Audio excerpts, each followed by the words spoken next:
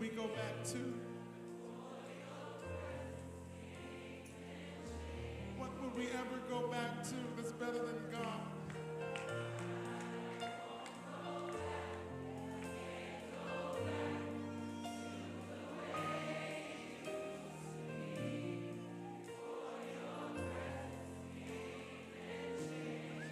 There's nothing to go back to.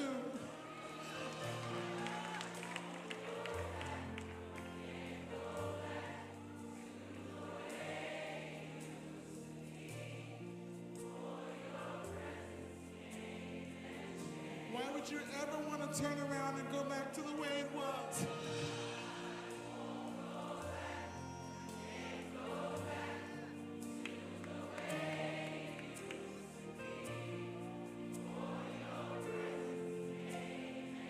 When God gives you an encounter, there's nothing to do but go forward.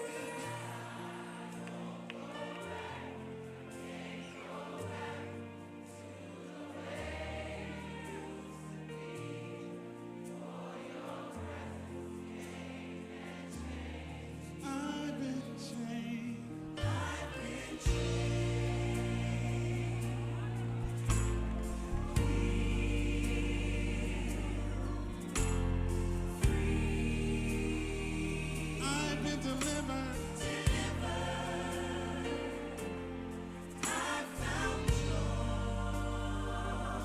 Presence of God I found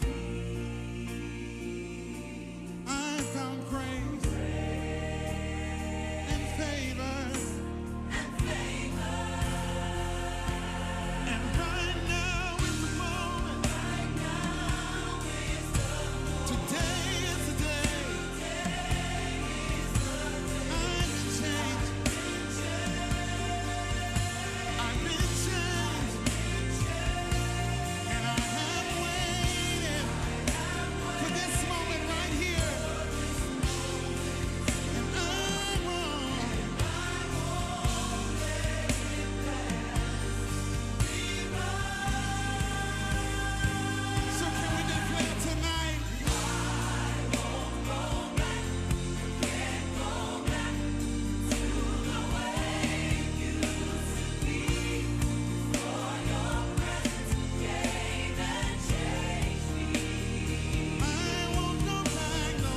I won't go back. I can't go back to the way it used to be. For your presence came and changed. Come on, think about this. All my shame. That's the reason to worship enough. Because of what Jesus has done. All been forgiven. No more shame.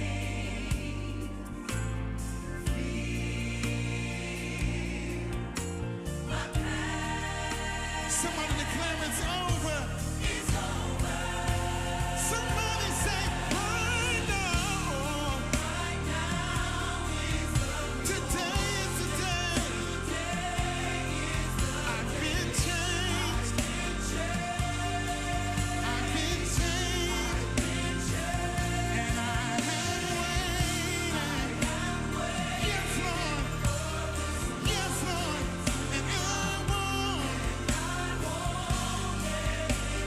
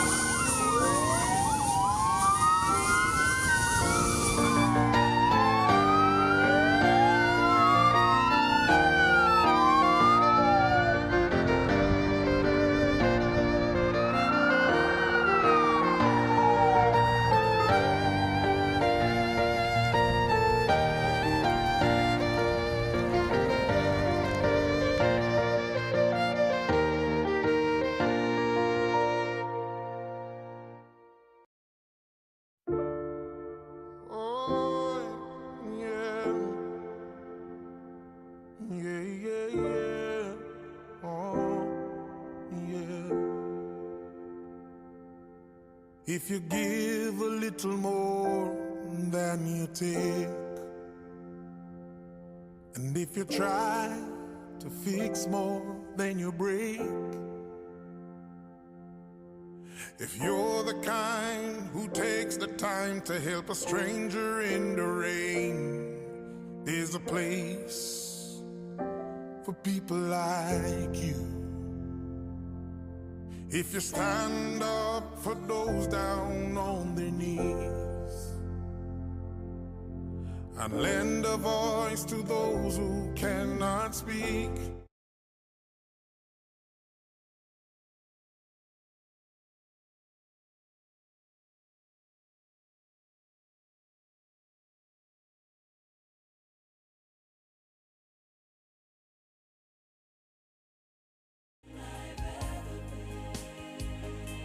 see, I'm not satisfied with where I've been.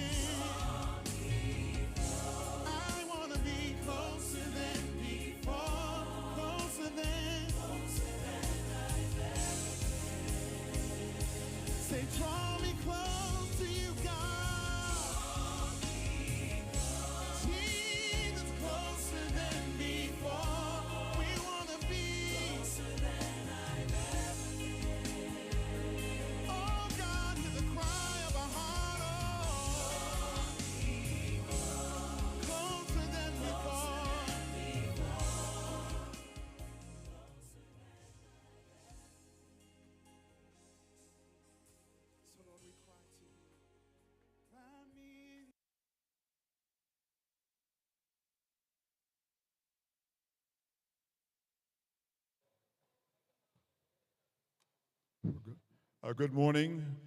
Could you kindly take your seats, please? Thank you.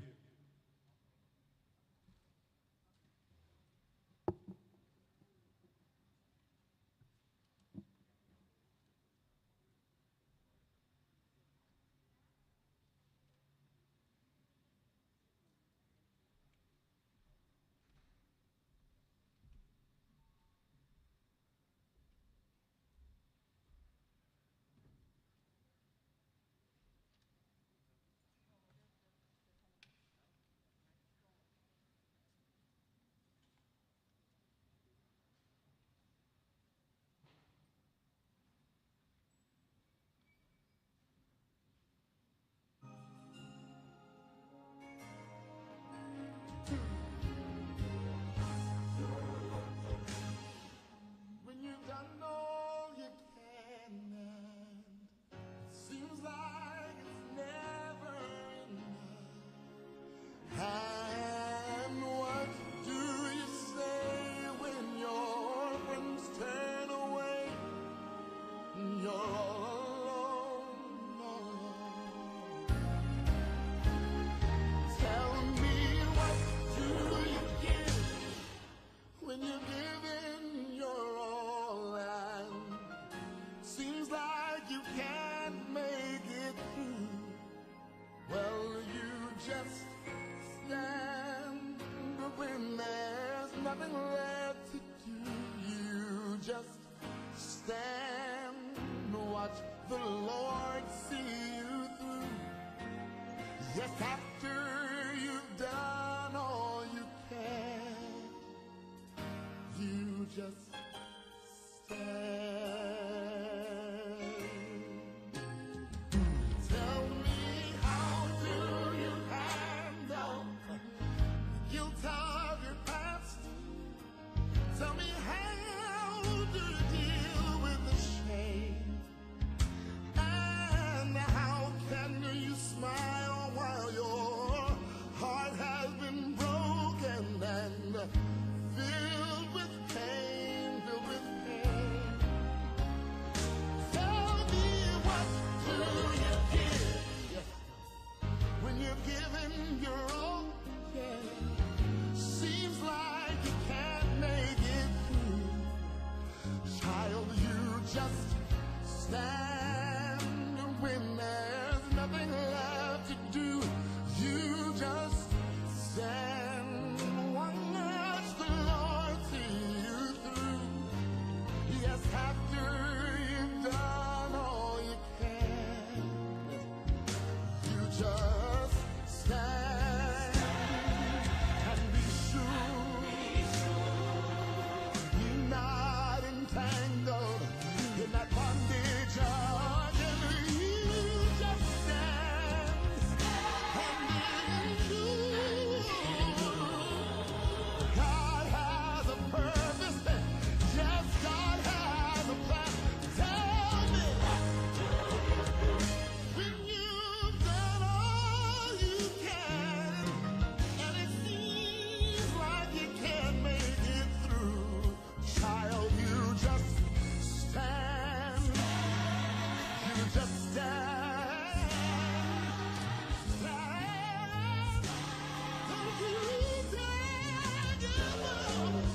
Through the storm, stand through the rain, through the hurt, yeah, through the pain. Don't you bow, and don't you bend. Don't give up. No, don't give in. Hold on. Hey, just be strong. God will step in. It won't be long, no. After you've done all you can. After you've done all you can. After you've gone through the hurdle. After you've gone through the pain.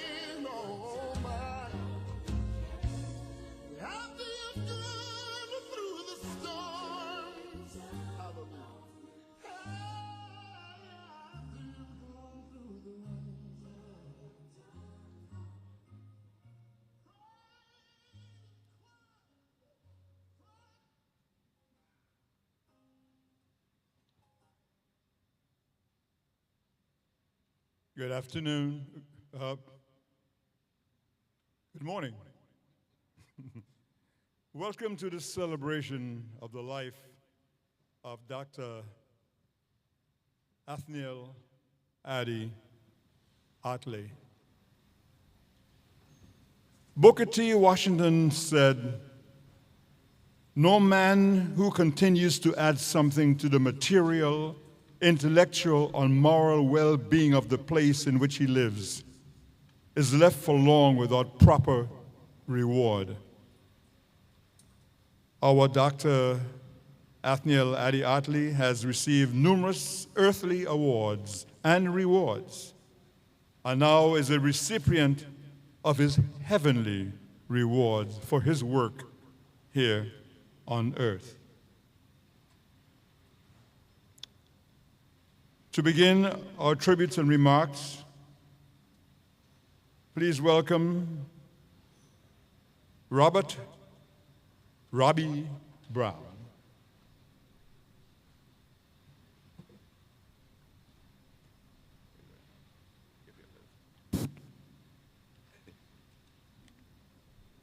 Good morning. We're going to give the governor a chance and his cabinet a chance to sit down, or the executive branch. Good morning, sir.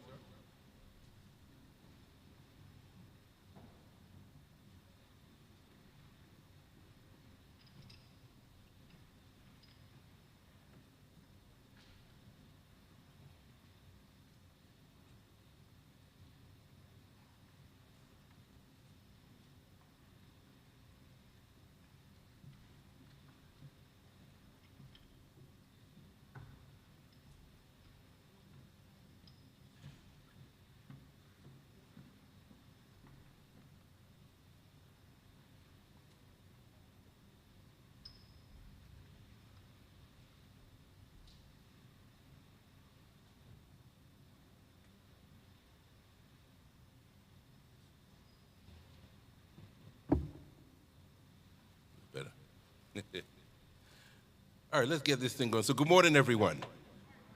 We're here to celebrate the life of an icon, a legend, a friend, a family member, and a father, right? Grandfather, uncle, cousin, family. Addie, I've had the opportunity to be with him, around him, at least for 50 years of my life, right? So I've seen the good, the bad, the indifferent, and it's been an experience, right? First of all, I want to thank my mother for lending Addie to the Virgin Islands, because, she was second or third because of what he did for the people. And it's a very tough thing. The stuff she had to endure that I watched, and just had to sit there and take it all in, because what are you going to tell your father? You can't do that? Who am I, right? So, thank you, Mom. Thank the people of the Virgin Islands for the love, the support. It's been tremendous, overwhelming. My wife, I got to thank my wife for organizing this thing. When I tell you, she ran this thing like a major project. I told her we need to go into business, and start a business. We're going to start doing this kind of stuff so we can get paid, because it's major work, right? So, I just want to thank everyone for coming. Thank you for the love and support, as I said. And on behalf of the Artley family, we truly appreciate all the support, the love. It's been an emotional roller coaster for us all. And as I sit here and look at the governor, and he's looking me in my eye, I don't want to look at him, because he's family as well. And him and I go way back. So I don't even want to look at him, because it's going to make me cry, and I had enough tears, but I love you still. Yeah, so thank you once again for coming. I gotta go. I love you.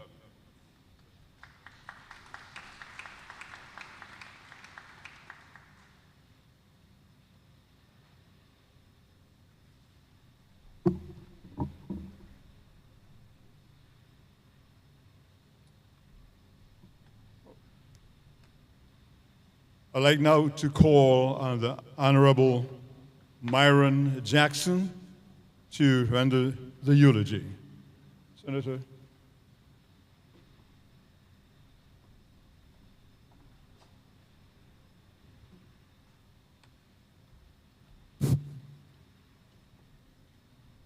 Thank you very much, Dr. Benjamin, personal friend of Addie Ottley. I would have to say that, Addie, we really want us to pick up the spirit in here today, because that's the kind of man he was. You know, he gave us so much, and I was trying here to edit some of the things out because I just gave the eulogy at the church, but on the family's instructions, I will follow orders and do what I've been asked to do. Before I begin, I just want to say that I'm really humbled by the fact that he asked me to do it, and I questioned for some time, and as I developed and started to ask family members for the details of his intimate life, I realized why he asked me to do it. So on behalf of the family and the community, I offer the eulogy of the Honorable Dr. Addie Ottley. And it's premised on the voice, because if you didn't see Addie, and for those people around the world, they identified him by his voice, not a picture. And it's dedicated to the voice of the man that we know. How wonderful is the human voice! It is indeed the organ of the soul. The intellect of man is enthroned visibly on his forehead and in his eye, and the heart of a man is written on his countenance. But the soul reveals itself in the voice alone. Henry Longfellow. Today, we gather as family and community to honor and pay our final tribute to the man, the Honorable Athol C. Artley, lovingly called by his family, friends, and community, Addie, who was an integral part of our lives in so many facets. Addie, as he was affectionately called by family and friends and his beloved community, was a native son of the soil. He was a brother, husband, father, community activist, political leader, and a humanist. His name echoed throughout households across the greater Virgin Islands community, the Caribbean, United States, and around the world. And if you doubt that, ask any ham operator. And I was speaking to one last night, and he told me Addie was all over the world on a daily basis, every day, unknowns to many of us before he went to WSTA. His voice vibrated near and far, and he was the WSTA family where the people's voice was established. The Addie Ottley Morning Show, Lucky 13, WSTA 1340 and the AM radio dial was the daily ritual in our household spanning multiple generations. It was usually the first voice heard and experienced daily by many of us, the voice that got us up early morning to face the dawn of the rising sun, put on the kettle to make a cup of bush tea or coffee, and meet the challenges of the day. 1340, the People Station, don't you dare move that station off that dial, was a common verbal threat echoed by elders of the household. 1340, WSTA was our mothership, and Addie KV4BW was its captain. Its communication signal beamed throughout the region, around the world, and its community-minded platform and traditions from morning devotion, death announcements, local and national news, birthday requests, and the daily mystery question, to diverse music genres, advertising, political commentary, special events, community programming, and church broadcasts.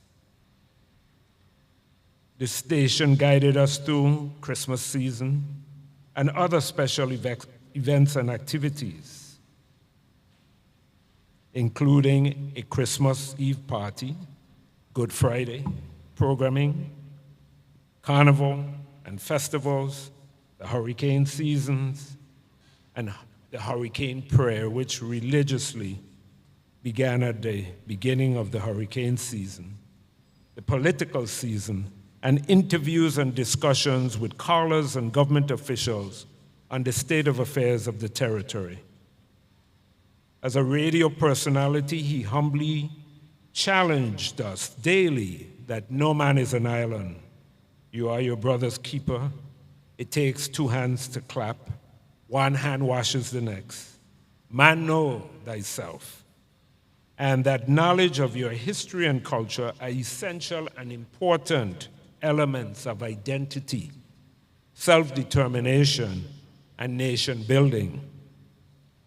Addie's humble beginnings and existence began with his birth on November 19, 1941, on St. Thomas to two proud Virgin Islands parents, Iris Scatliff Artley, a native of Tortola, British Virgin Islands, and Aubrey C. Artley, a native of St. Thomas. These were uncertain times and rumors of wars. 1 month after his birth, the Japanese bombed the U.S. Navy base at Pearl Harbor, and the United States would enter into war with Japan and subsequently entered into World War II.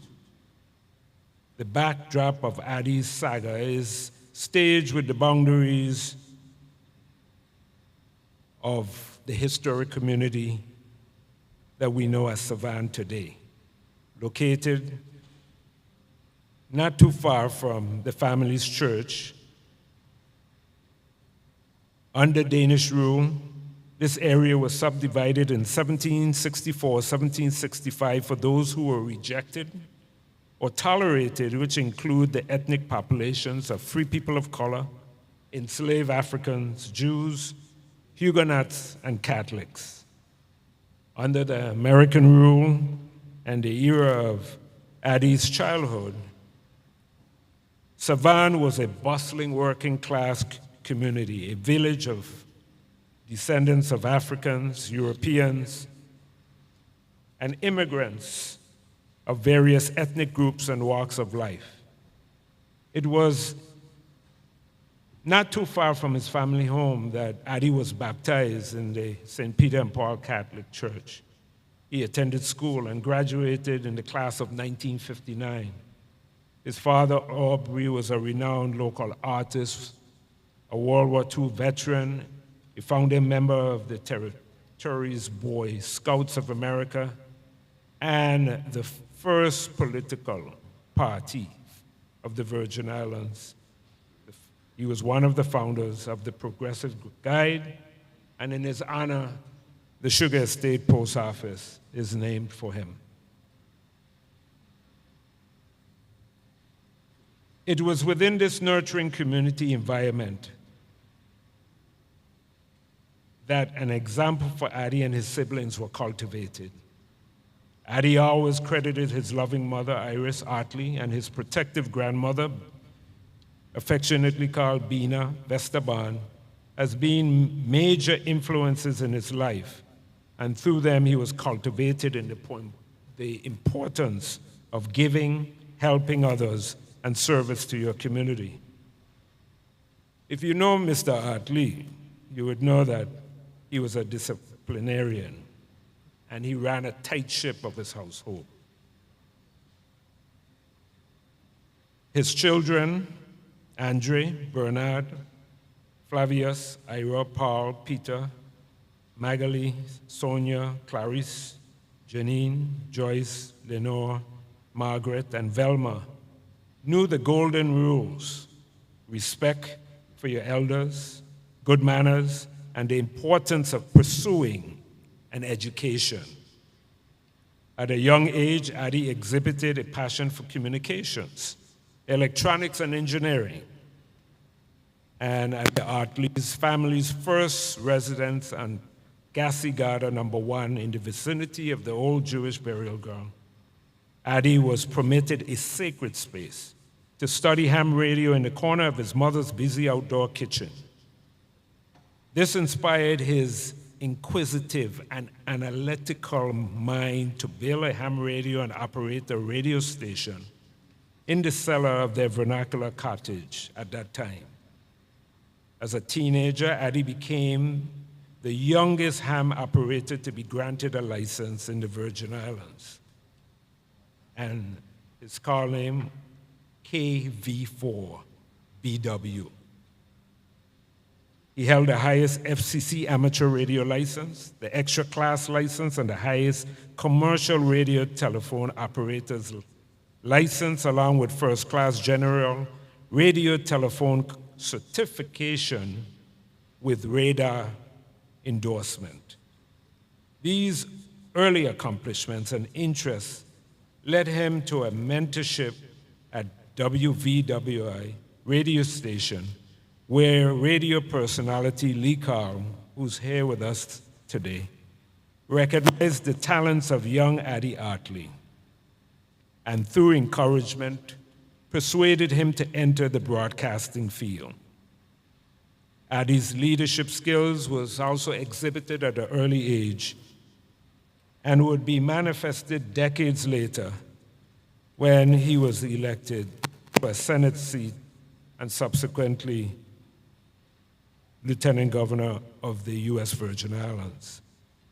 Following his calling, he pursued an advanced education in the field of communications and attended the RCA Institute of Technology located in New York City, majoring in electronics. He continued his education by attending Indiana Institute of Technology in Fort Wayne, Indiana, majoring in electronics and engineering. There, Addie met and married his first wife, Alice Louise Johnson, and from this union, 5 children. And if the children could stand when I call their names, please. In keeping with his father's wishes that his grandchildren's first name begin with the initial A, his children's given names were Alan, who preceded him in death, Andre, Alicia, Angela, and Alfreda. Thank you. With a burning desire for his native homeland, Addie returned in 1965 to the territory and worked at WSTA as an assistant manager. He was later promoted to the general manager, and during this time, he began the Addie Ottley Morning Show. Addie was a mentor to countless youths in this territory up to his death. And he used talents to engage, encourage, and support them. And we know this from over the decades of the many interns on the radio and various other outlets and entities that he was associated with. He was so encouraged by radio that he entered into TV production, and on Channel 10 was the producer of the TV program for young Virgin Islanders called Youthquake, which he also continued at the St. Peter and Paul School and mentored members of students of the St. Peter and Paul in this particular initiative, still called Youthquake. Addie would later join the PBS family, WTJX, Channel 12, by the encouragement of Linda Vanterpool, and would host his weekly program, Face to Face, which provided an open platform for varied opinions, concerns, and topics on politics, art, entertainment, culture, health, education, the environment, and disaster recovery, and other topics. Over the decades, several generations of Virgin Islands residents became loyal groupies of WSTA radio, and I'm one of them, as well as many of you. Some of you could recall the early memories of local and syndicated program on the stations throughout the decades, such as the 1952 Carnival, the Saturday's Children's Story Hour featuring narratives of classic children's stories such as Hansel and Gretel, The Ugly Duckling, the saga of Niki Niki Tembo, No So Rembo, Uwa Muchi, Gama Gama Gucci no Kanse, and special occasions, Anansi stories with Hector Roebuck and his son, the late Senator Elmo Roebuck. If you kill Brunancio, rain don't fall, sun don't shine, if you kill Brunancio. Other favorites were the pet milk and Borden milk promotion drives for toy soldiers and center theater movie tickets. Miss Christina Wayne and her mandolin on the early morning show, and on early Sunday mornings, the syndicated child program or children's program, a Bible Hour program with Uncle Charlie and Bertha from Grand Rapids, Michigan, that challenge and indulge us with the mystery Bible quiz and tell me a story with Aunt B. Addie also broadcasted the baseball season.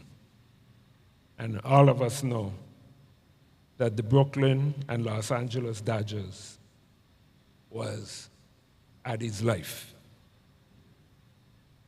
All of these programs, local and syndicated programs, glued us to WSTA. The station provided a platform to radio personalities, management, and staff of WSTA family from over the decades who are no longer with us, such as William Gear, the original owner, Mango Jones, the late Congressman Randy Lugo, Kay Bailey, Len Stein, Irvin Brownie Brown, Andre Artley, Richard Carlwood, Funky Man, Bob Noble, Miss J, and most recently, Anita Davis, to call a few, will be remembered by us for their contributions to the advancement of WSTA. They most likely stand at the open gates to welcome the arrival of our beloved Addie. May they rest in peace. The Artley's involvement in local politics is inscribed in the annals of Virgin Islands history. With the encouragement of his late uncle, Senator Earl B. Artley, and the blessings of family members, Addie entered into the political arena. In 1970, he was elected to a seat of the legislature of the Virgin Islands and was re-elected in 1972. As destiny would have it, in 1973, he was appointed lieutenant governor in the administration of our first elected governor, the late Melvin H. Evans. After that appointment, he continued his government service as a public relations representative and Virgin Islands ambassador of goodwill in the advancement of our tourism product. In 1977, he resumed his morning show, and the following year, 1978, Addie would run once again for a Senate seat and was re-elected to his third term. After his Senate assignments in 1981, he was appointed executive assistant to the Commissioner of Commerce.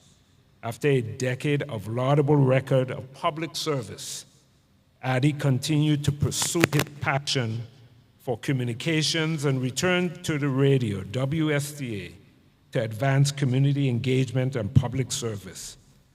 During many of his passionate discourse, you would hear the phrase, "We are going to be up a creek without a paddle," when he wanted to emphasize the dire need for action, and that we needed to do what we should do as a community and a government. In 1975, Addie married his second wife, Mary Emma Simmons, a union that spanned over 46 years. From this union, his family expanded, and Addie became a loving and supporting stepfather. If you could please stand, to Karen Bronx Gabrielle and Robert A. Brown III. Robert was just here. Thank you very much. In the following decades, Addie and Mary traveled extensively for events and vacations. And I have to tell you, on a footnote, I was at one of those trips, which was in Denmark. And it was the anniversary of the station. It was one of his benchmarks, and Addie and Mary came. And we had mutual friends. And on one occasion, there was a Virgin Islander named Cornelius from St. Croix, who, as a child, went to St. Croix and was featured in somewhat an exposition that became somewhat zoo-like and degrading for these two black children, Rebecca and Cornelius, and its history. And Addie found out that he was still alive. And of course, I wanted to go. But the car could only fit 4 people. And Mary and Addie went to that particular interview with Cornelius, and I stayed behind to tell the story.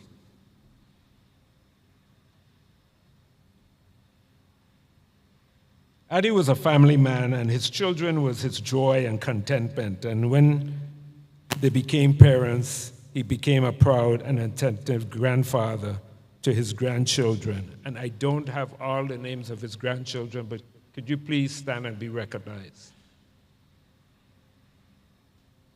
Thank you very much. When the opportunity to purchase WSTA presented itself, Addie and local investors seized the opportunity to purchase the station, making it the first station owned by Virgin Islands stakeholders.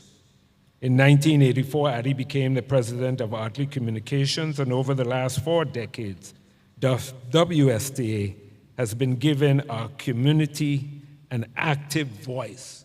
And this is essential for you to leave here today, because Addie, in his interview this morning, emphasized that WSTA is a broadcasting station. It means it has a broad horizon, and thus their investment in this station was to provide Virgin Islanders a voice and continue to be a beacon of the airways and flagship station of the Greater Virgin Islands and the Caribbean. Today, the family-owned radio station continues to provide an outlet to many in the community and a new generations through its weekly programming to include, and if you're here and represent, please stand, connect the dots with Senator Fonzie Danister, pass it on with Senator Roosevelt and David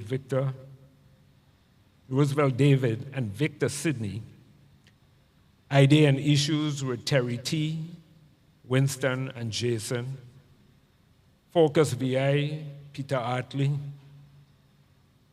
Let Us Build with Wingrove Fenton, Stand Up to Truth with Elsie Zenova, and co-host The Sports Show with Attorney Ayala, the PEO Horse Show with Gary Ritter, UVI on the Air, the Pan-African Support Group, Nolani Free Flow Talks with Angie and her daughter, Nolani, and A Second Cup of Coffee with Robert Brown, to name a few. And also the Donahue Show by George, the Culture Man. Addie made many countless contributions over his lifespan, He was an active member of many community and civic organizations. And I have to give honorary mention, and if members of the Rotary Club of St. Thomas and the Phi Kappa Theta fraternity, you may please stand and be recognized. I see a few of you here, and Addie just loved the Rotary Club of St. Thomas, and it became part of his regular programming. Thank you. Addie was a recipient of numerous awards and commendations that are documented in his memorial booklet. He was a devout Catholic. And this is very important because Addie, throughout his life, in various stages, as he got older, he got closer to his Lord and Savior. And the miracles that he had as he faced various illnesses were truly miracles. And he was recognized by the Catholic Church and knighted by Pope Francis of the Order of St. Gregory in 2004. In 2007, a tribute in his honor was entered into the U.S. Congressional Record in the House of Representatives by Virgin Islands Delegate to Congress, the Honorable Donna M. Christensen. 3 of Addie's most recent accolades and highlights of his life were realized in his latter years. In 2018, he was honored in a community recognition concert by various groups, soloists, and musicians, and I see many of them here today, and you also can stand and be recognized. In this very cathedral, well, that was at the church, but here at the cathedral that we left, the concert was organized by composer Gilchrist Sproul and Miss Sarah Cornell. The second was receiving an honorary doctorate degree the following year from our very own university in this very same space. He received a doctorate in humane letters. And third is the last passage of an Act 8509, honoring and commending Addie Ottley for his tireless years of informing and educating the public on current and past community issues, keeping the radio awake in a time of imminent danger, and by naming the road in close proximity to WSTA, the Atnell C. Artley Drive, and that will occur after his internment this week. We want to thank the sponsor, Senator Dwayne DeGraff, and the members of the 34th Legislature. If you could please stand and be recognized. See the Senate President, Donna Frett-Gregory, the Vice President, Novell Francis, Senator Kurt Vailey, Senator Marvin Blyden. We have Senator Janelle Sarro. We have Senator James and Senator Carla Joseph. Thank you. You may be seated.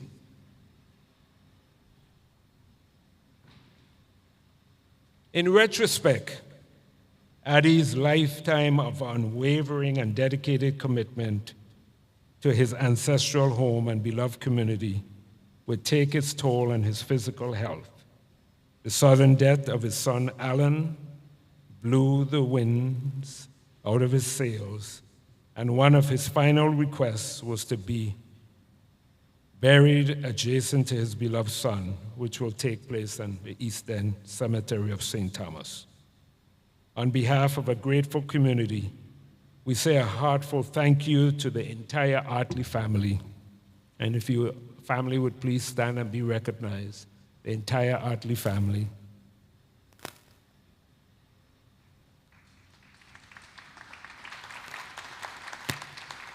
Thank you. and the extended home circle for sharing a big part of him with us over his lifespan. Addie's unselfish acts of kindness and service above self will never be forgotten. On February 10th, 2020, he quietly slipped away from us, surrounded by those he loved. Beyond the blue horizon waits a beautiful day. Goodbye to things that bore me. Joy is waiting for me.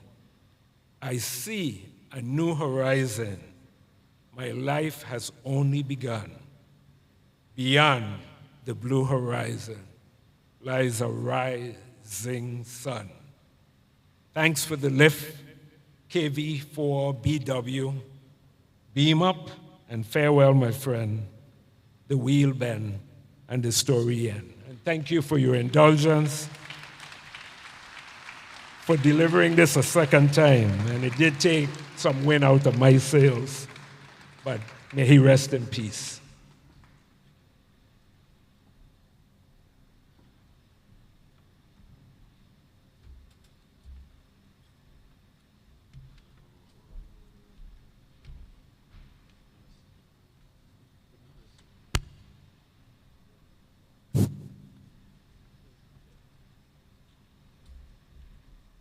Quickly. I was up here before and had to run out because I forgot something in the car.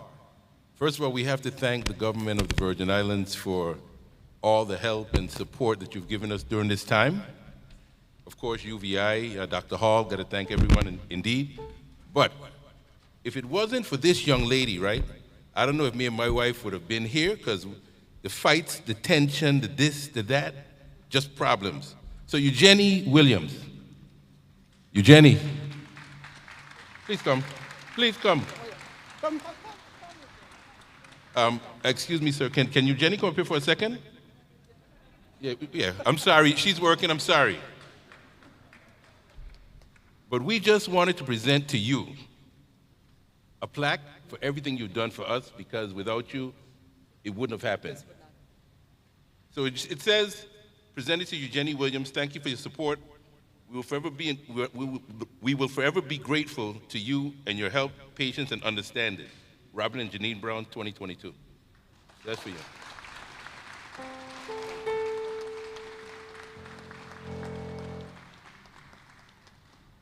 That's it.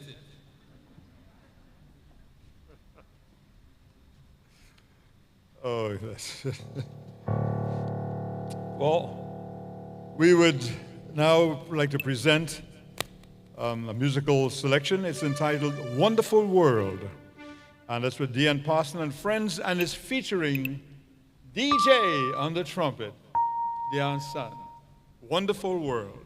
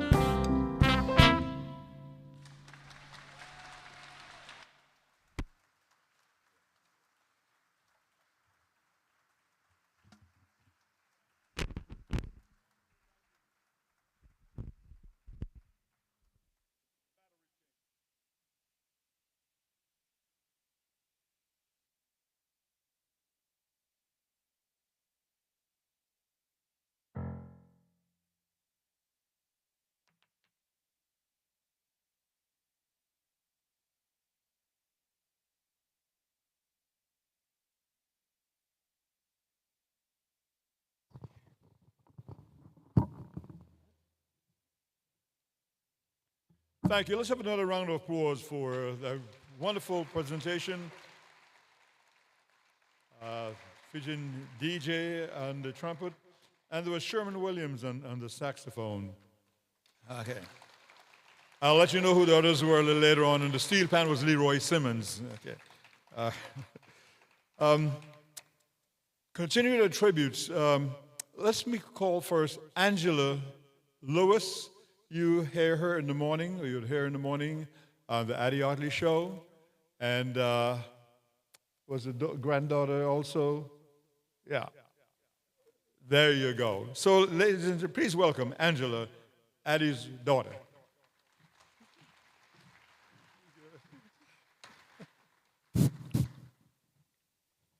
Well, for starters, it's hard to follow up behind that. So I'm going to try my best, and thank you, Larry. Good evening, or good afternoon. Second time around doesn't get any easier. I didn't think I would be here, not this soon, after Alan and now my dad. But God has got a purpose that's far greater than what I think it is, so I'm going to go with it. And this is my letter to my dad. To my dad, with love. Where do I begin? It is so hard and so surreal to say you are not with me. But I must understand, with every beginning, Alpha, there is an ending, Omega. I can say I've enjoyed the time in between the beginning and the end. Most people refer to that time as the dash, how we lived our lives between those years. Yours, Daddy, being 1941 to 2022.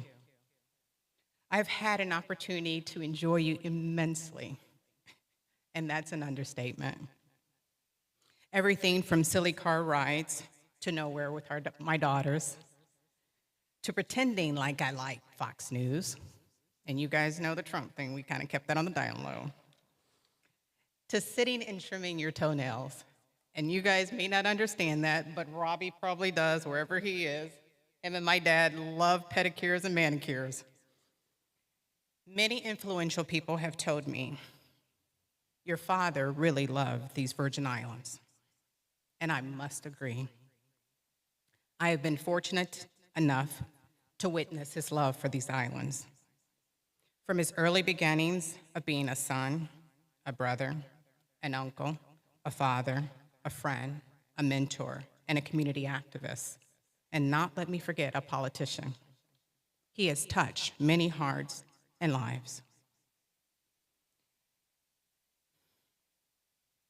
He knew no stranger, and he never let one's social status dictate how he interacts with you. His undeniable love for this community is what drove him. And it is certain and evident in everything that he did. His undying and unwavering love for the community has made him an icon, a legend. And if you know my dad, that was a title that he modestly did not accept. He would just merely say, I'm just doing what needs to be done. He lived it and he breathed it every day. He was a devout Catholic. Those that knew him knew it very well. And his Catholic upbringing by my grandmother Iris taught him to put others before self. She also taught that to the grandkids.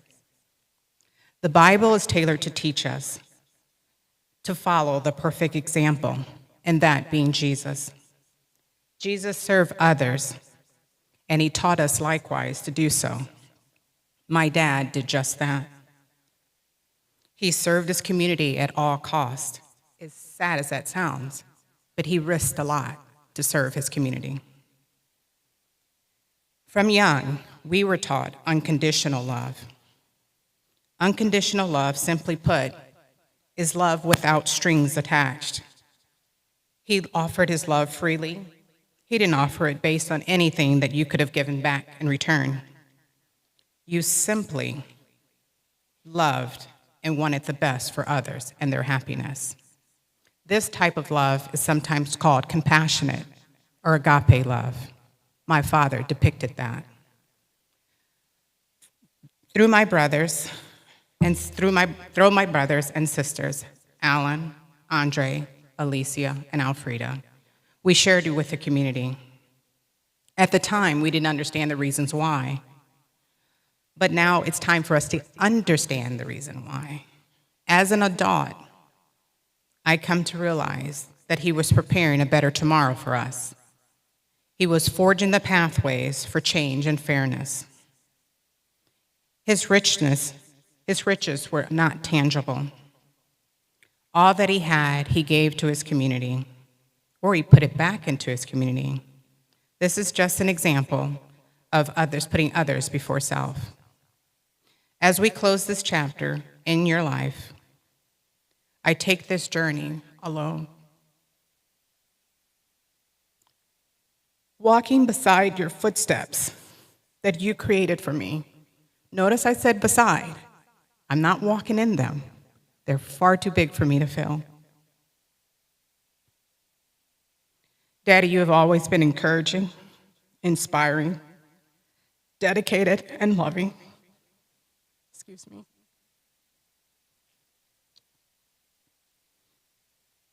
You possess the qualities and characters of great men. Martin Luther King and Mahatma Gandhi, just to name a few.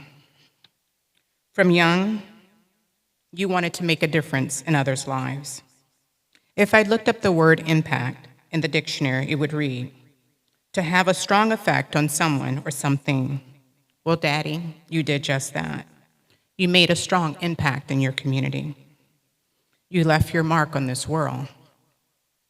Matthew, verse 25, verse 23, states, the Lord said unto him, well done, good and faithful servant. I only pray that everyone that has encountered my Father will not let what he did for this community die, but pick up the baton and run with it. It is up to us to continue his legacy. God blessed me with the honor of being able to call you my dad, father, friend, and confidant. It is no secret how I felt about my father, never hid it.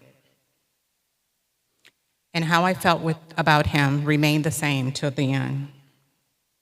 We had crazy belly laughs together, we cried together, and believe it or not, we disagreed together, knowing that he never thought he was wrong. Daddy, without a doubt, you're the most influential, charismatic, humble, and sacrificial man I know. You represent what I strive for and pray to get to. Your contagious smile, an infectious laugh, and the love of others will remain in the hearts of myself and those others. I will say to you what me and my girls say to you every time we leave you. We're better together, but never apart. Love your devoted daughter, Angela.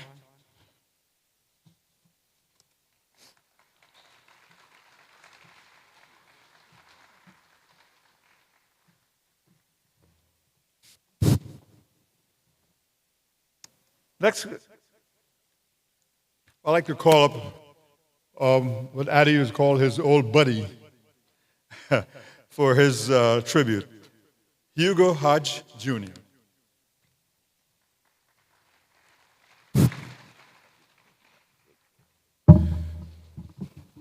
Good afternoon. Good afternoon. All right. So, I had to talk to my father about this and how do you pay tribute to a man as great as Addie? And he said, well, you always spoke of the laughter that we shared. We had a lot of conversations and we laughed together a lot. So, in honor of that, I will keep it light. And every child has to get one up on their father all the time, right? So my father is like, I have 81 years of memories with Addie. Well, I got 12 stories and my two gonna count today. Two of them. So I'll start with the first. And listening to the selection before reminded me of one of them. And Dion Parson was playing over at Haven site. And Addie was there and we were talking about music. And he was like, "You used to do music, right?" I was like, "Yeah, I'm gonna go do a song with Dion today." So I went up and did the song. And after the song, he was like, "Wow, I didn't know you could do all of that. I don't know what you were saying, but it sounded good." So I said, "Well, that's a little reggae, we do a little something there." So, of course, the next day, before I left the stage, I think I said a scripture or something during the performance. So one of the hosts said, "That's a bald head Rasta man." So the next day, the mystery question, of course, was, what is Hugo Hodge's stage name? So Sean Roebuck is a good friend of mine. We grew up together. We were roommates in college. So his mom, of course, was around us during my days in music. And she said, "Well, I know his name is Mr. Tosh." So she calls in. So Addie says, "Oh, you have the answer?" She says, "Yes, Mr. Tosh." Addie says, "Wrong." Edna's like, "No, I'm right." And he's like, "No, you're wrong." And they go back and forth with this wrong, right thing. So later on, somebody calls in, I was there, and said bald head Rasta, and they won the prize. Well, my phone rings, right? And Miss Roebuck calls me, and she's like, "You won't believe what happened." I got to hear the whole thing. So I called Addie. I was like, "Addie, I think this was a good one, but Edna was right. We got to find something to give her something." He said, "You take care of that part." So that's the first one. The other one that kind of chuckles me, like you've heard me and Addie talk about outages probably way too many times as far as I can recollect, but we had some other conversation. The first one that was not about power or anything like that.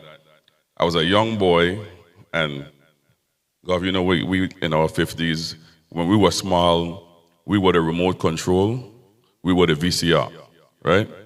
So my mother she was a soap opera fanatic, and she would call home and say, "In between playing up there in Savannah, go and watch the story and tell me what happened." So I was the VCR. Until VCRs were invented, then I could go and record it for her. Well, she came home one day with a poem that was entitled the soap opera poem, and it had every story name in it, going through it, the days of my lives and all my children, all through the thing. So her and my father laughing about it, and I said, "Well, that's pretty nice. I'm glad you guys enjoy that." So the next morning, of course, the mystery question is, I'm going to read this poem, tell me the name. So he starts to read it, and of course, our radio, I was on WSTA, house rule, so it's playing, and I'm hearing him read it. And I said, "Well, that's the thing my mother was reading yesterday." So I go and pick it up, and I follow along with him, so I call in. So, of course, I win. He says, "Can I get your name?" I said, "Hugo Hodge." He paused for a second. "Oh, hold on." I was like, okay, he don't sound happy, but I won. I got the right name. He comes on the phone. "Hugo, how you could do that? How you could give me a poem and then call in to win the thing?" So I said, "Well, this is Hugo Jr." He said, "Boy, you almost got some nice words from me just now." So all right, stand by. So I did win. It wasn't insider trading, although I might get called up to the legislature for something like this these days. Nonetheless, Addie, we shared a lot of laughs. You'll be missed. Hopefully someone can step in and love these Virgin Islands the way you have for so many years. And for the family, condolences, and hopefully I give you a little chuckle to remember him by. Thank you.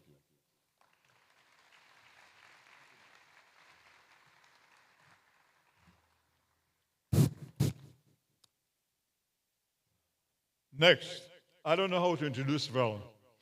I really don't. So, because I have stories this long about this gentleman coming up, but I'm just going to keep that. Oh, see the eyebrow just went up? Okay, so Addie's brother, Peter Artley.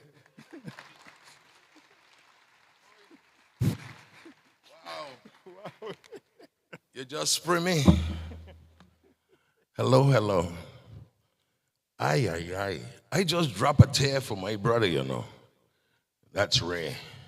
But I love Addie. They tell me, ask me if I write something. Right. Ain't enough ink. But I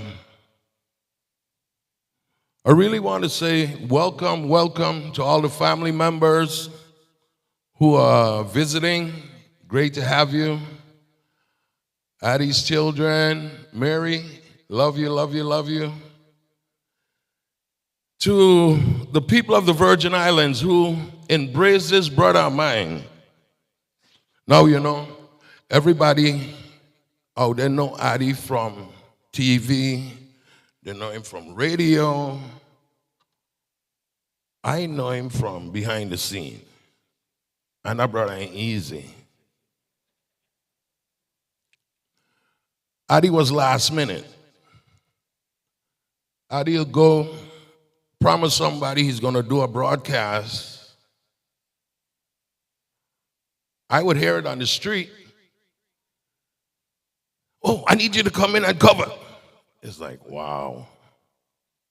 So, at times, he used to stress the dread. You know what I mean?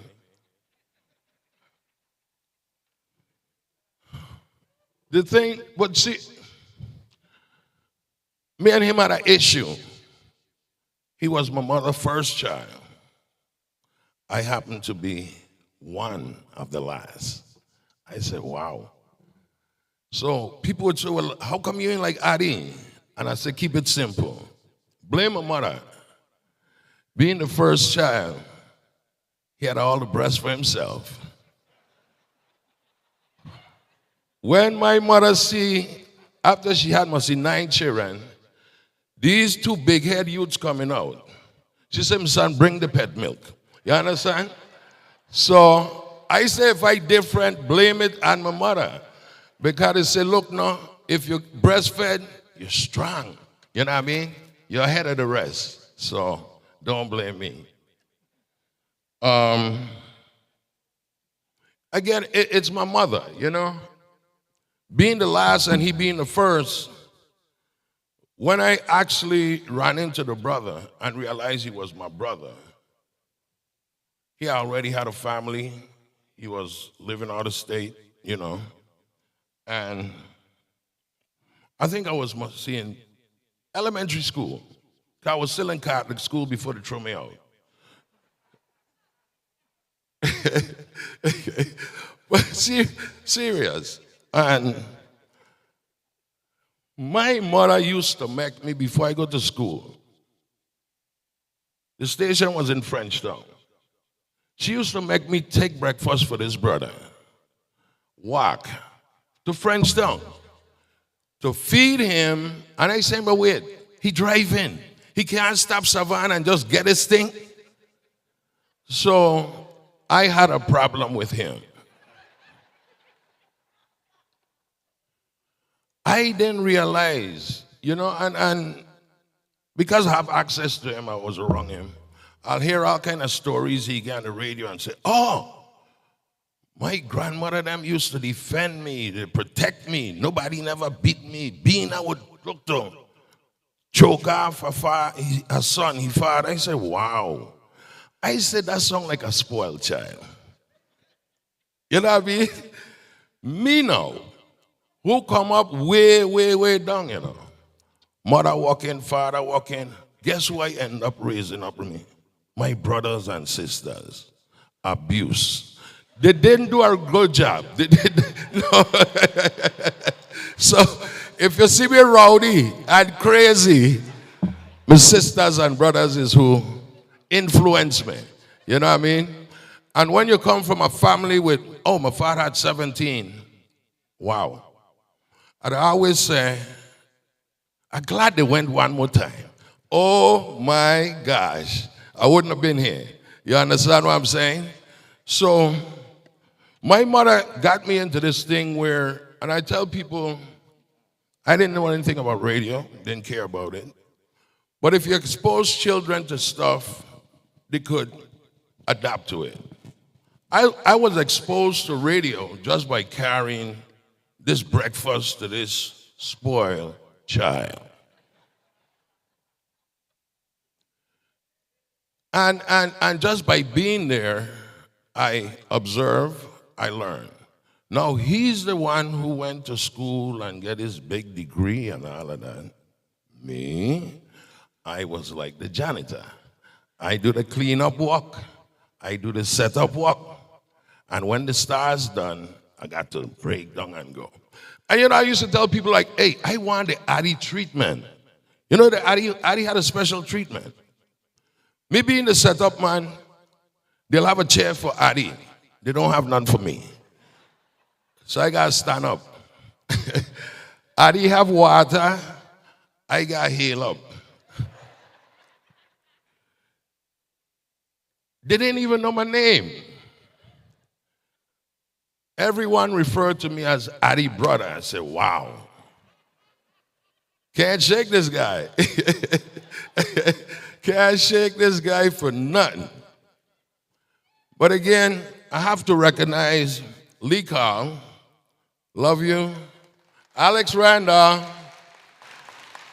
Manny Centeno, all the great people before and who is there with WSTA. And I was telling people, you know, when you do the kind of work Addie did, I blame it on my mother, you know what I mean? And Papito could testify. These ladies in Savannah, right? They know how to spoil man. You understand? Serious. They spoil that brother so. He spoiled. You know, serious. And I realized they're difficult to handle. You understand what I'm saying? Undisciplined, love to be served, feel like they're privileged. Oh my gosh.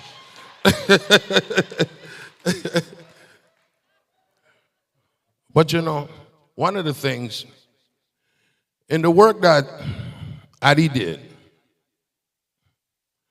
we used to fight. Oh gosh, couldn't stand the brother at times, you know, serious. Because it's like, you're so busy. But with all the time you're giving up, some stuff you got to, some stuff suffer. And I really want to reach out to the family because, you know, in jobs like what he did, try and save the world, sometimes you lose yourself in the process.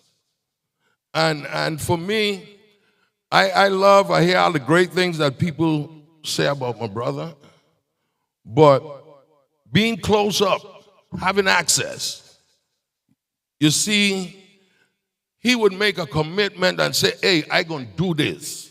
But guess what? He didn't remember he was a politician.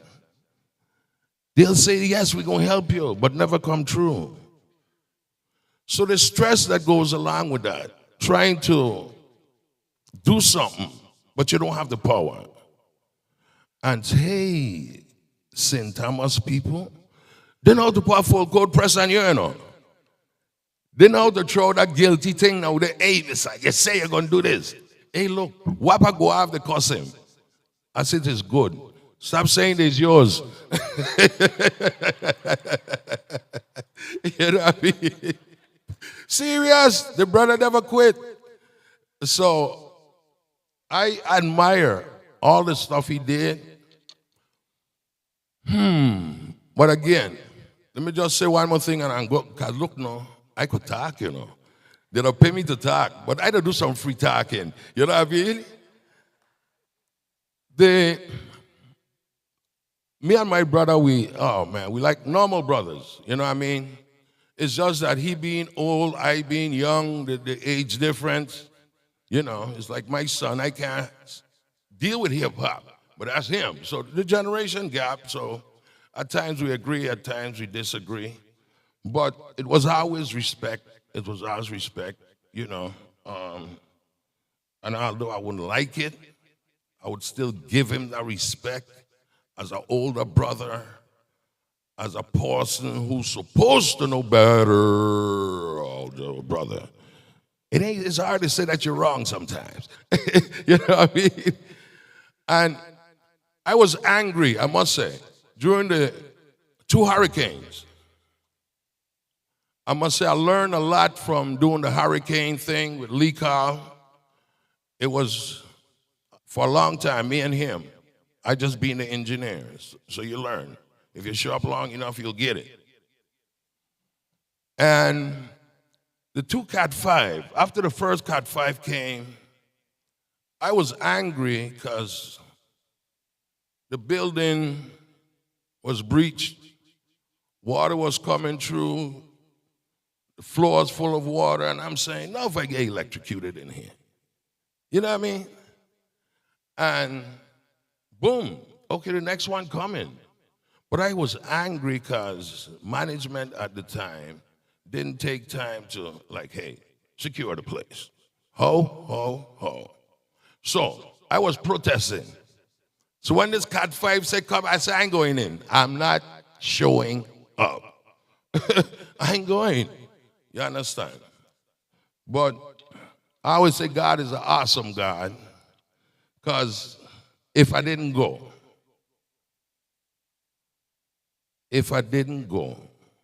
when I went there, Addie was there with Trevor. Trevor ain't know a thing about radio, so it was Addie alone. If I didn't go, I wouldn't have a chance to tell my brother, look, go rest your tired self. You understand what I'm saying? Go rest yourself. I gonna run the road. I wasn't happy. I wasn't smiling. But again, we were taught that we have an obligation. We have a duty. Whether you like it or not, show up. I went there. I run the road from 5, 6 till 6. I said, brother, I'm gonna call you at 6 o'clock. I woke him up so I could go check on what's happening by my house. And because the brother never took care of himself, he was always tired, you know, tired doing the heavy lifting.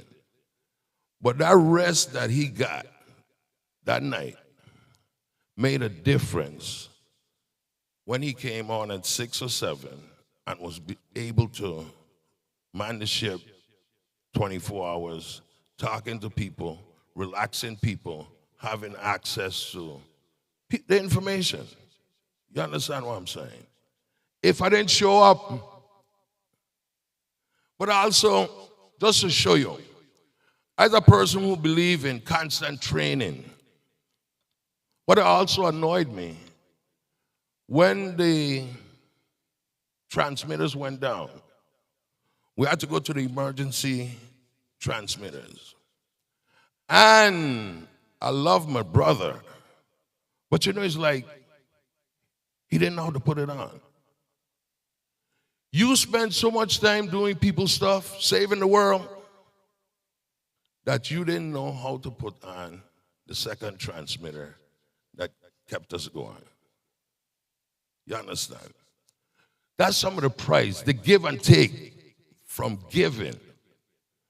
So you always have to take care of self. So when nobody don't show up, you're still all right. This is why I just be at times angry. We don't train, we don't prepare. Would you believe, Vitima don't even know that WSTA is a FEMA station. We have a direct line hook up to Vitima, and they don't even know it there. Lack of training, lack of communication. So what are we gonna do this hurricane thing? You understand what I'm saying? But I gonna stop talking, cause hey, I could talk. But anyway, I just want to say thanks. Thanks to the many people that were there for Addie. Thanks for them who weren't there for him either, because he needed the licks. It's only when you got licks, sometimes you got to straighten up. You understand? But the brother was awesome. I was always happy for him. Whatever he got, he deserved. And I'm just proud to be that person who had access and learned so much from him. You understand? That, hey, the good thing about it is like I got my PhD without paying a dime. I want to thank you all. Thanks again for the love for Addie. To the family, we love you. And again, the good thing is we're here to celebrate his life. So stop balling. I mean, I dropped 2 tears. You know what I mean? But there's a lot of work to do out there. So celebrate the experience. Celebrate the message. Celebrate the simple understanding that it's teamwork. If we don't work as a team, it ain't going to happen. You understand? Regardless, in families, in government, wherever, in the workplace, it's teamwork. You understand what I'm saying? Play your part. Be truthful to yourself. Be respectful. And then, hey, God will take care of everything else. Again, thanks for coming. Thanks for the support for Addie. Love you. Love him. All right. Oh, and guess what? I was telling one of the guys back there, right? I'm selling some blue. Not the Dodger blue. You understand?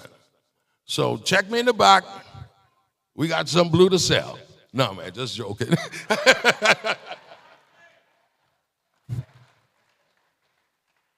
That was Peter. That is Peter. That'll be followed by Kishma comes and she's going to sing for us now. Testing. I love the Lord. Kishma counts, and I love the Lord. Kamisha, and she and I have talked this before, you know, but every time I catch, she says, Kamisha, I say, yes, Kishma. Okay. Kamisha counts, okay. Thank you.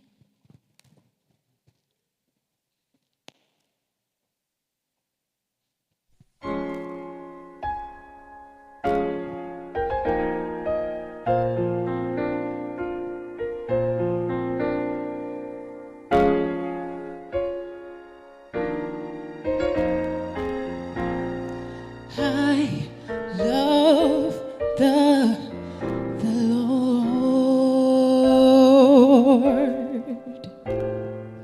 He heard my cry and pitied every groan. Long as I live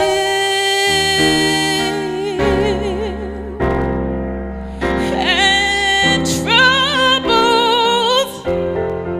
arise, I'll hasten to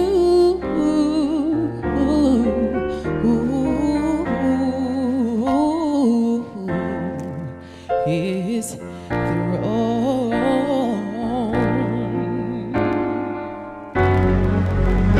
Oh, I love the Lord. I sure do. Said I surely do love the Lord. He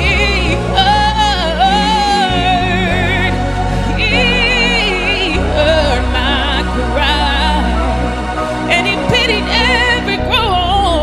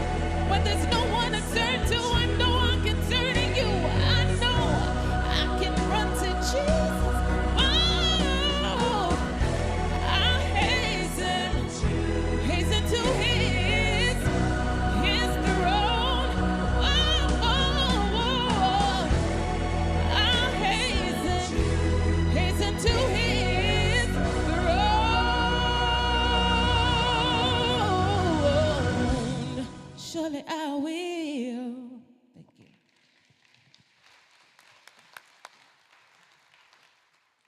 Thank you, Commissioner. Thank you. Thank you very much.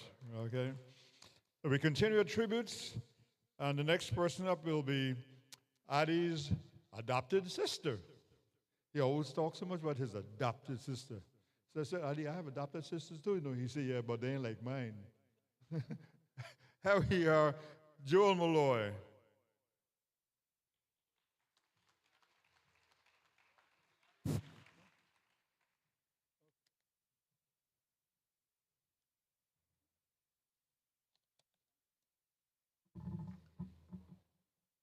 Pleasant good afternoon to all. Want to do a song before? That's great. I love songs. I'll sit down again, and then I'll come back. Oh, that was my beefsteak. Yeah, beefsteak. I'll take that. This is actually a musical selection entitled All the Things You Are, and it's Dion Parson and friends. Sorry about that.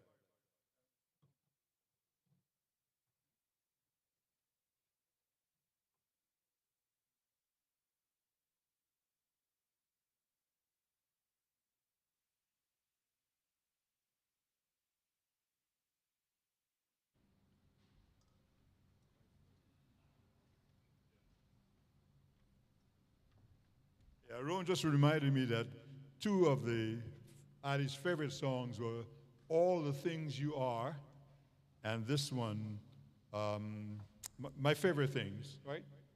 Yeah, those are two songs that Addie always requested whenever Ron was around. He wanted him to play. So here we are, All the Things You Are, Dion and Friends.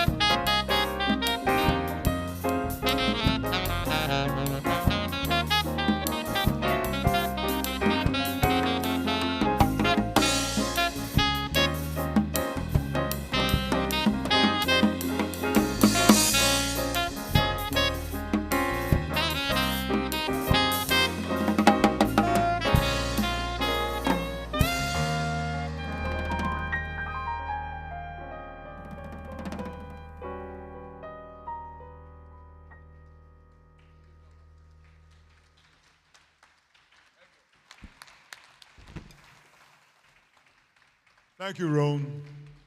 Okay. Now we can bring out. Now we can bring out Jewel Malloy, Addie's adopted sister.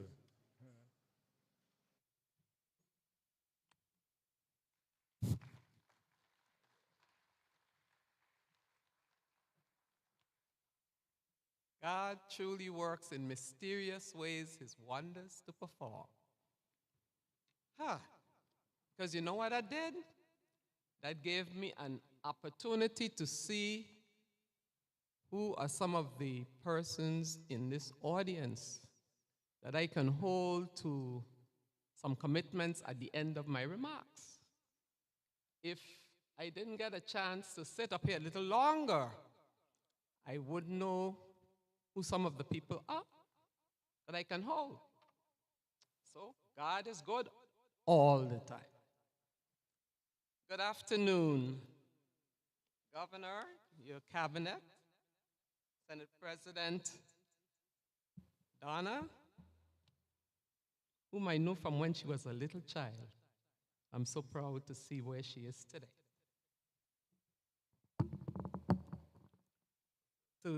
Thank you. Other dignitaries present, family members, friends, ladies and gentlemen, all gathered here today to pay special tribute to one of the most prominent, loving, generous, outstanding Virgin Islanders with whom God has blessed this territory. My adopted brother, our Addie Ottley.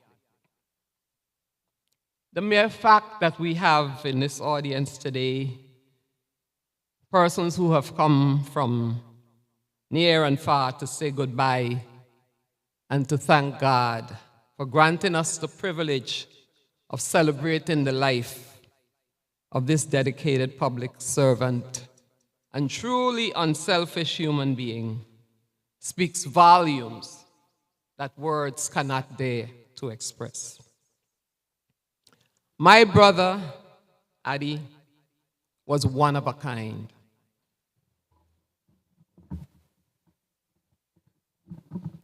He was one who, like his father, Aubrey Artley, gave his best to the world. And he left behind footprints that are impossible to erase. Yes, our Addie will be missed, but he will never, never be forgotten. His legacy of love, his legacy of generosity, coupled with a life which truly reflected the Rotary motto of service above self, going the extra mile to advocate for the poor, the disabled, as well as the elderly, those who cannot speak for themselves. Who can forget Addie? And you know, two of the nicest parts of this service today were the comments that came from Angie and from Peter. And you know why?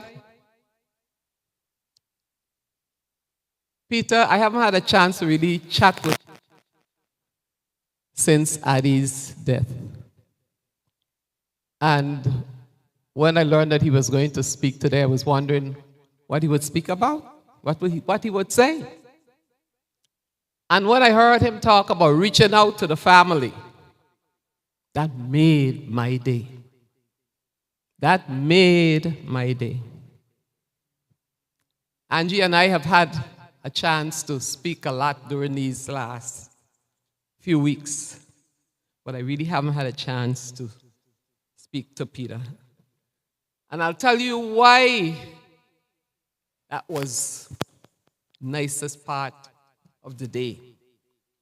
Some of you in the audience know how close Addie and I were but some of you don't know. So just let me tell you a little bit about why I'm feeling so happy,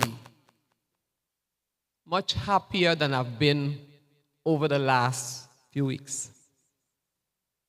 My brother Addie felt that his end was drawing near. Addie and I were very close.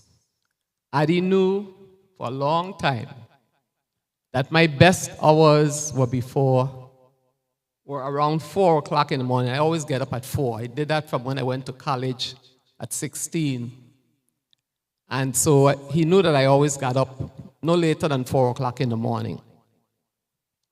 So one morning when my phone rang at 4:45, I said, that could only be Addie. Sure enough, it was Addie. And he said, Jew, you are the one person I need to speak to today. I said, oh? And his voice did not sound the same way that he normally sounded. But he said, I have to speak to you today, and I hope you have some time for me. I said, I always have time for you. And he said, I feel that I'm coming close to the end of my life, and I want to share some things with you.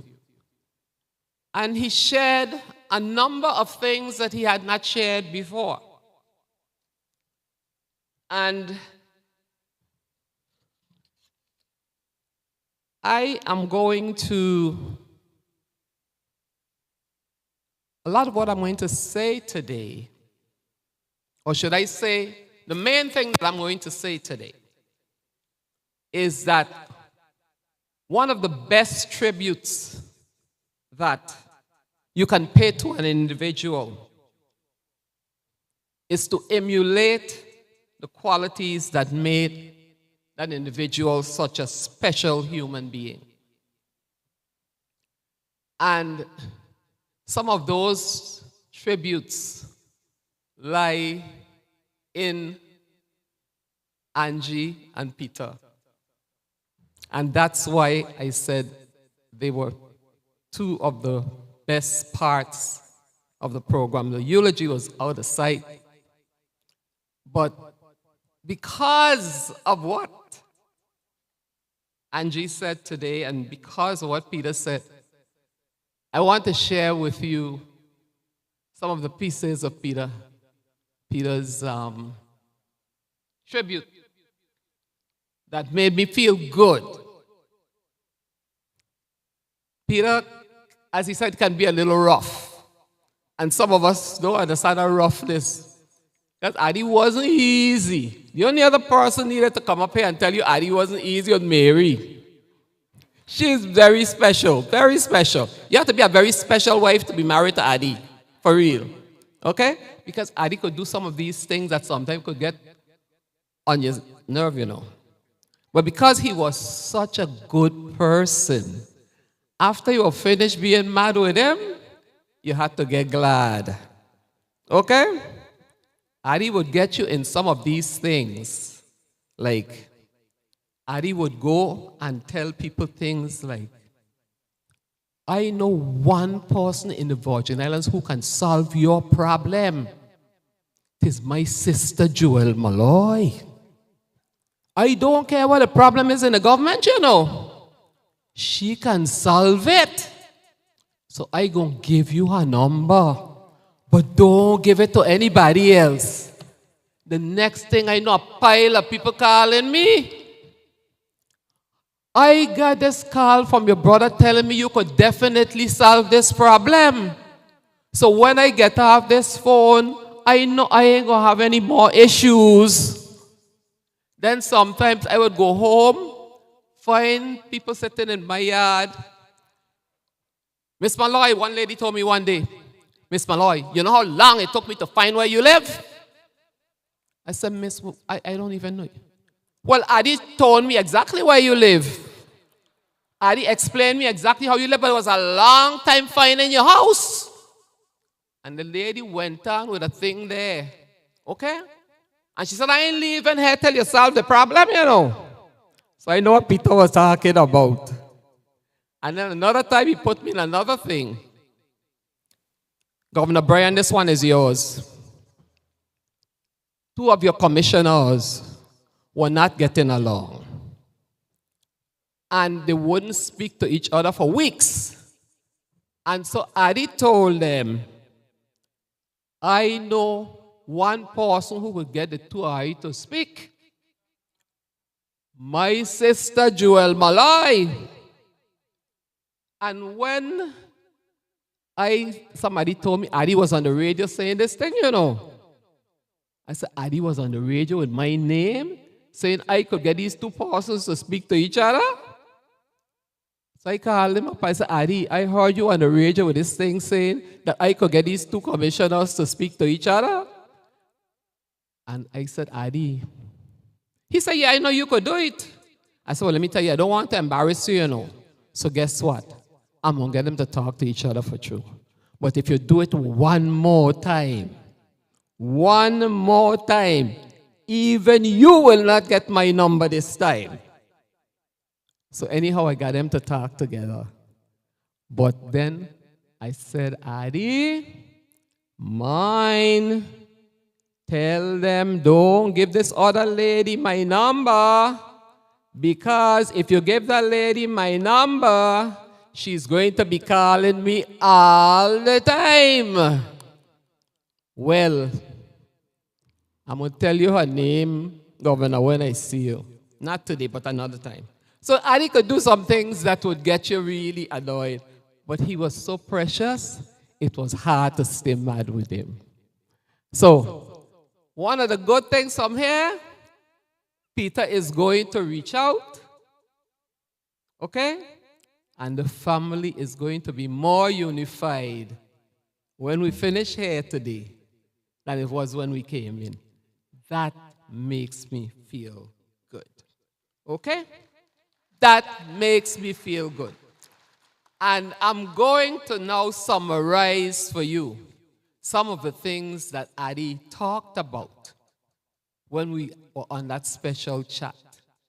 And the last few weeks of Addie's life, he and I spent a lot of time talking when he was able to talk.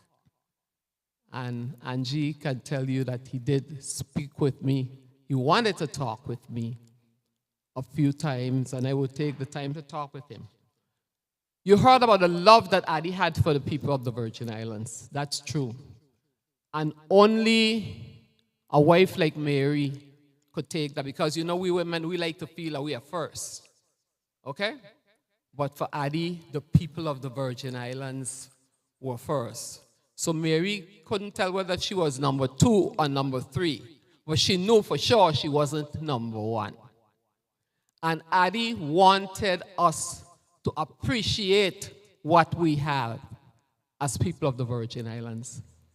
Addie had a dream for the people of the Virgin Islands that one day we would truly recognize that we lived in one of the most wonderful places in the world, and that we would take our mental energy and spend that time working together, unifying. It didn't matter to him whether you were born here, you were born there, you were born over here, or down there. We were all about people, and that we needed to take that energy that we spend tearing each other down and putting each other like crabs in a barrel. We were intelligent people, and that if we took that energy that we spent doing that and did it to build our people up, we would be the best in the nation. He and I shared that dream. That's one of the reasons why Miss Ruth E. Thomas made us her 2 adopted children. For those of you who are sitting in this audience who have asked, I've seen 2, who have asked, how is it that Mrs. Thomas adopted the 2 of you? it was because she knew that we, like her, shared that dream. It is true. We have the ability to make this the true paradise. And in Addie's last days, he emphasized that, and I think that's why he called me at 4:45 that morning. I think he wanted me to keep that in my mind, remember it, and if in fact he went as fast as he thought he was going to go, he wanted me to have it in my mind. Okay? Item number 1. Item number 2, he talked about the children of the territory and wanting us to spend more time developing the children because there was so much, he saw so much talent in the children. He wanted us to spend more time with them. And when I heard Dion Jr. up here today, I said, listen to what Addie's talking about. Listen. I remember how Angie and her daughter used to be on that radio program, and he talked about that also towards the end, because he talked about passing the torch to the upcoming generation, making them special, looking at them as special people who had so much going for them. Taking some of that energy again that we spend quarreling about what we don't have. We don't have this. We don't have that. Our children can't do this, whatever. Spend it doing, appreciating what they do have, the talent they have, building them up, giving them hope. That's what Addie wanted. Okay? Let them be looked at as the future. Remember how Addie adopted those children in Laurie Anderson's class of 4th grade each year? Remember? And he took some of those children all the way. He followed them all the way to the end. Made them children who knew that they had a future. I want you in here, if you don't want to do 4th, do 2nd. Do 1st grade. Do 12th grade. Not 12th grade, that's too late. Start from early. Okay? Build them up. Folks, our adopted mother told Addie about his sister Joelle. I was one of the most disgusting children you could find any place. Okay? And I had such a terrible temper. And most people don't believe that. People who know me now don't believe that. But I did. Okay? But she took me and she taught me how to channel that energy. To channel that. And she taught me a lesson. Those whom the gods would destroy, they first make mad. And she said, if you don't remember anything else I taught you, remember that. And that's what helped me to get to where I wanted to go. And Addie talked about that. The other thing Addie talked about is counting your blessings. Thanking God. He really was a religious man. He praised God for a lot of things. And he wanted us to count our blessings more than our problems. Okay?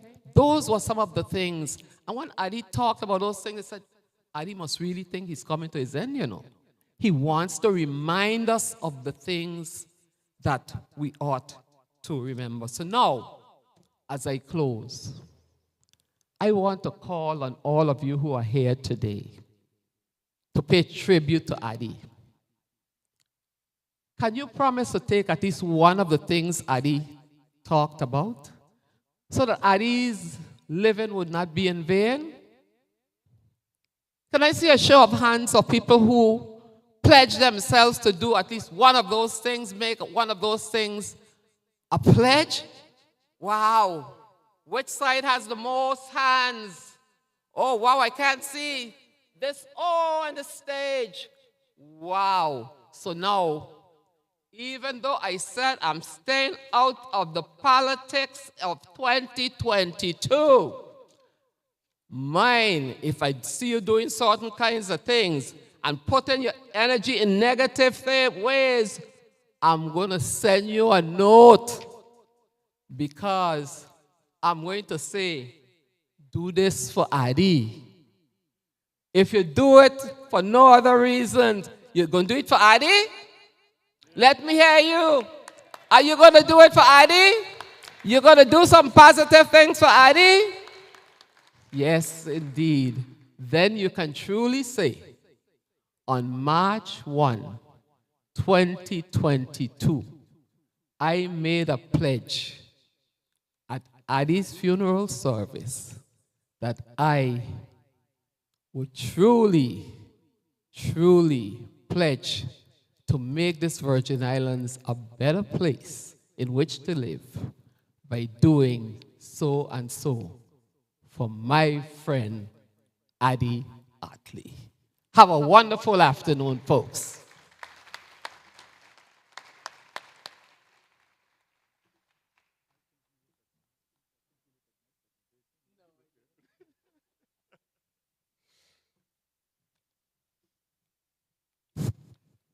Thank you, Joel. Following, Joel, I think I have to make this adjustment on this thing right here. So David Gohari, another good buddy, a friend of Addie's, and I'd like to present him to you right now.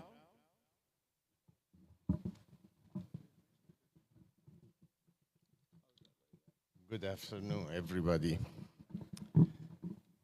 I'd like to share some of my experience with Addie. Of course, I live too far from Addie, but I have some experiences with him. And we were from totally different background.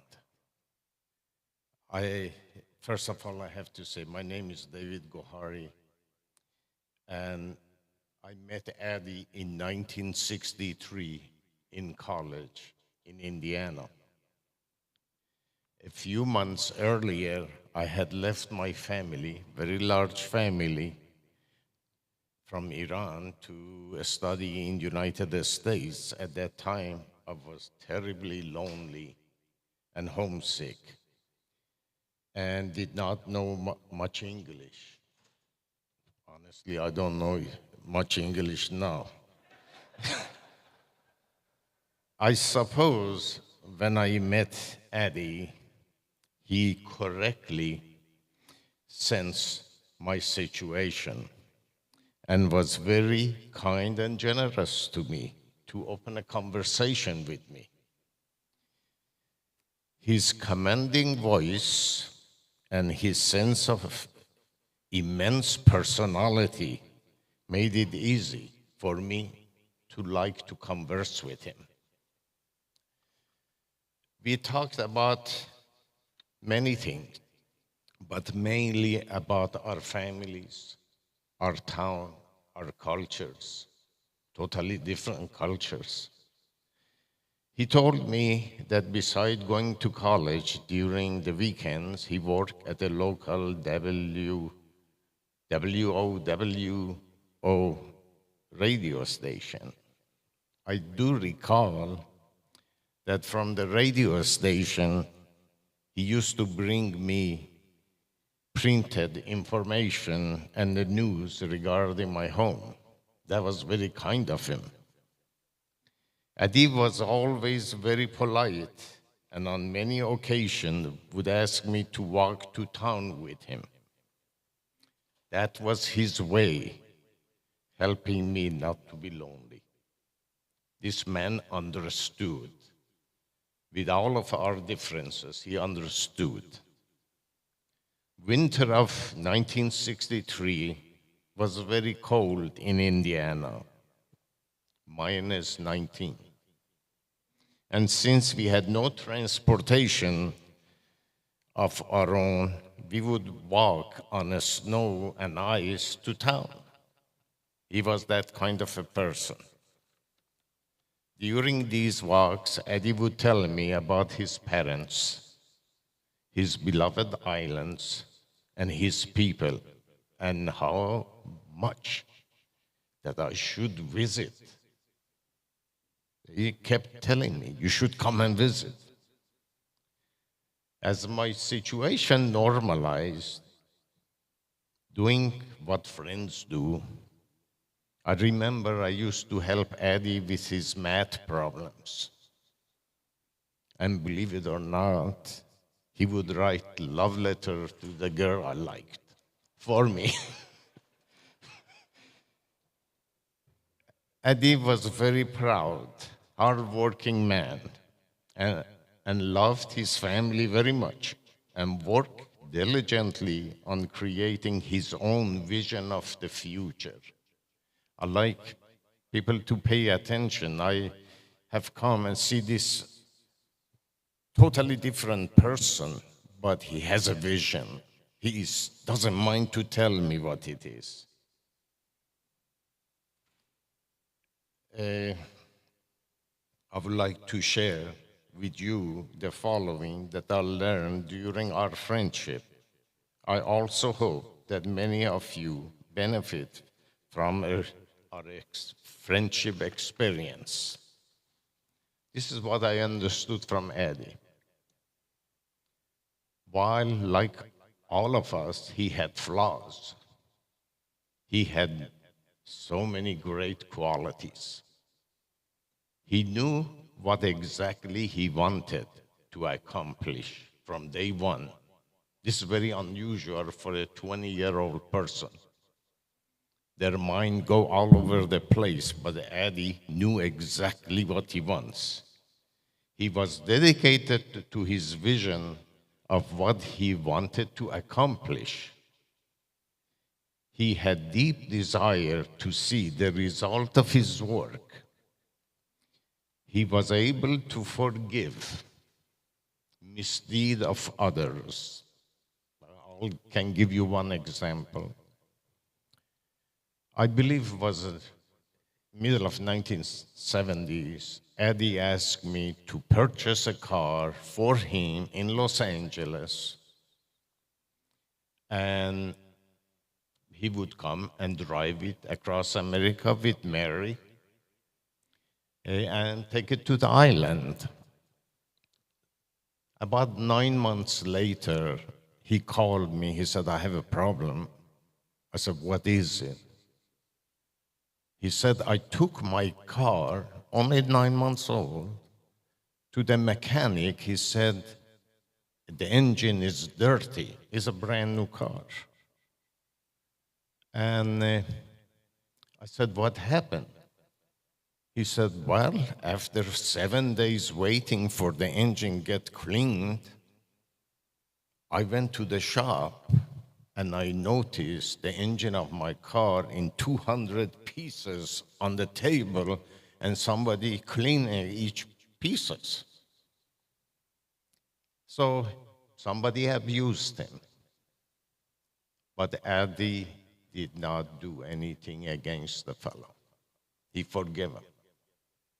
And you don't find forgiveness in a small people. The man has to be great to forgive. He had a strong desire to help and support others. I heard a lot today that he helped other people. And from my perspective, that's what I learned from him. And believe it or not, I know Addie for 59 and a half years. I never saw prejudice from this man. It's not an average man. He had no prejudice.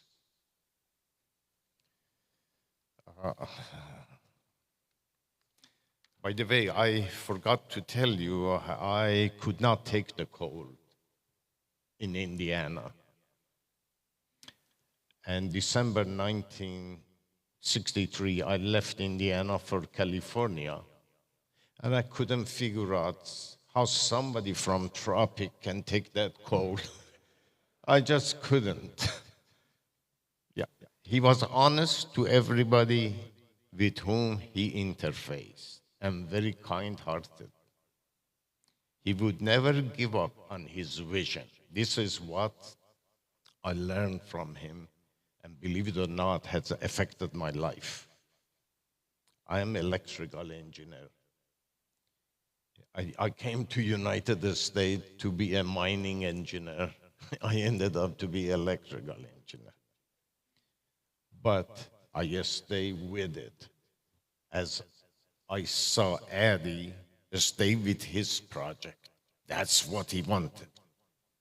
He respected his competitors, respected the work of others, and always paid for the services he received. That by itself is important. He avoided hurting and undermining anyone for any reason. And most of all, he loved his family. Okay. We finished our school at different colleges, but always made sure we kept in touch. One day, several years later, I received a letter from Addie telling me that he had become a senator for the island and he wanted me to visit St. Thomas. Of course, I came and had a great time visiting island with Addie and his wonderful parents. In the years that follow, I visited St. Thomas 16 additional times with my wife and my children.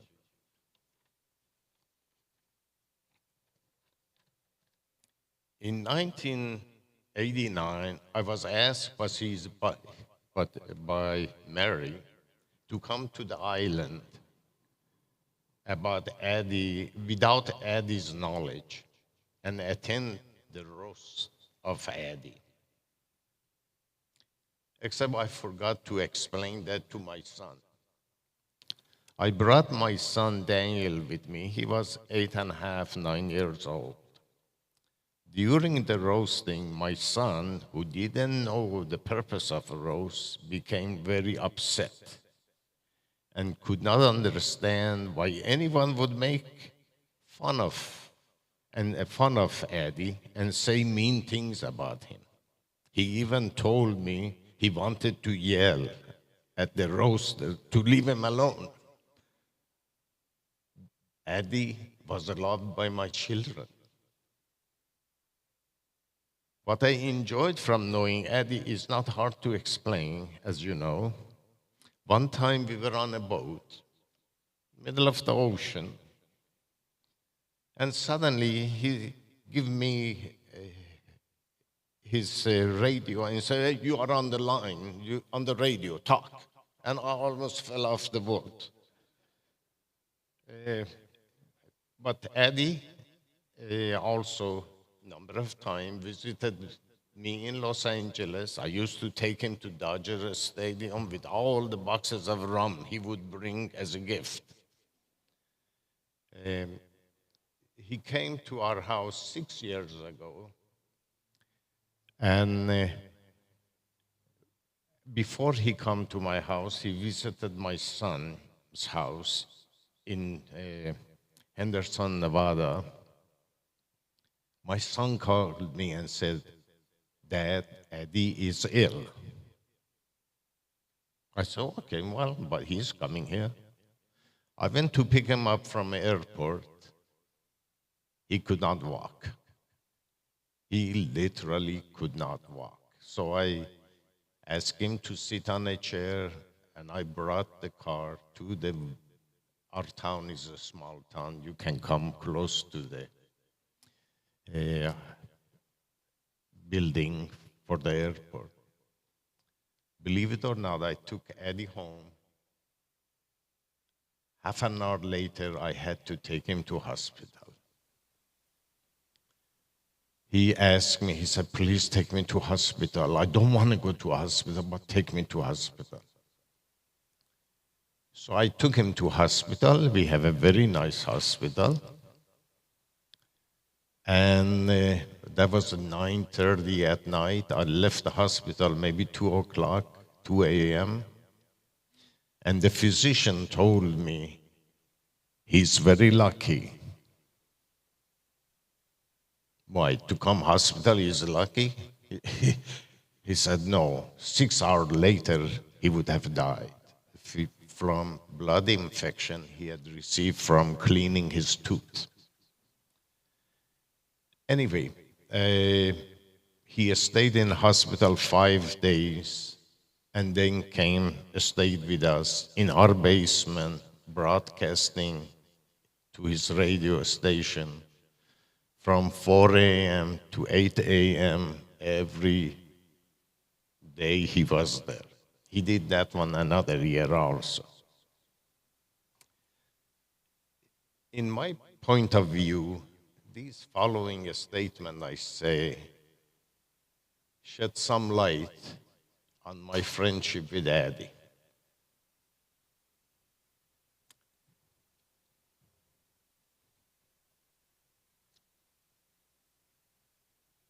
Friends are forever. At least that's what people say. Friends are forever.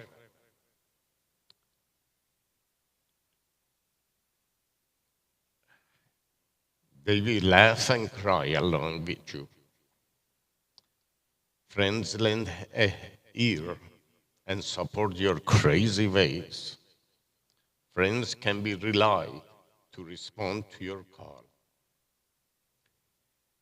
They always come running to get you before you fall.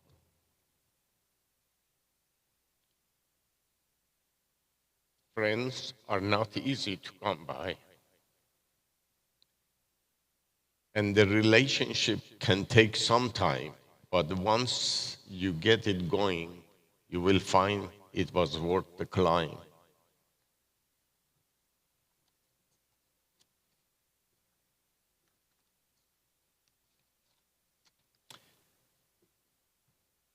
Addie, from my point of view, never forgot to help others who needed his support.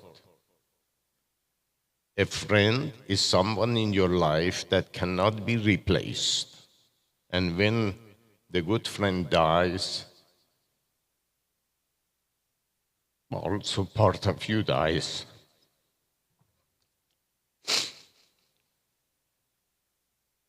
During the past many years, Addie and his family have become very close friend of my family. What a man he was. Always kind, honest, and accepting of others. My son Daniel, who is a physician, and I were fortunate to speak with Daddy in his last few hours. I must specifically thank his wife, Mary, and daughter Angela for keeping us informed. They wanted to be here, but they could not.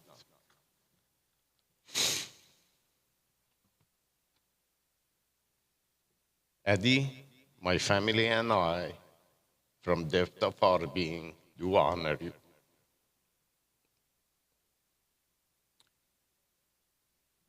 We honor your loved ones.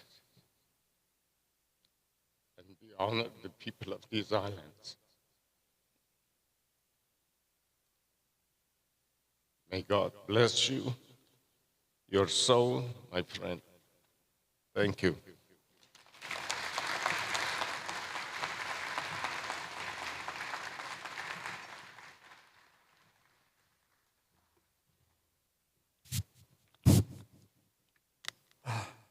Thank you, David.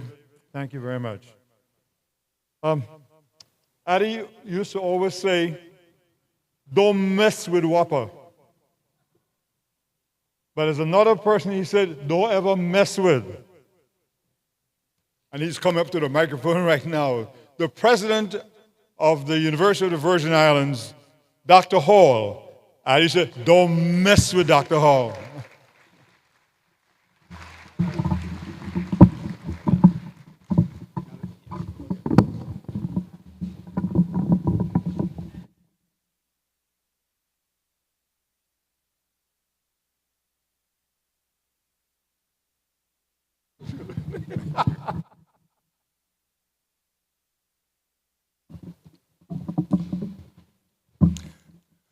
Good afternoon.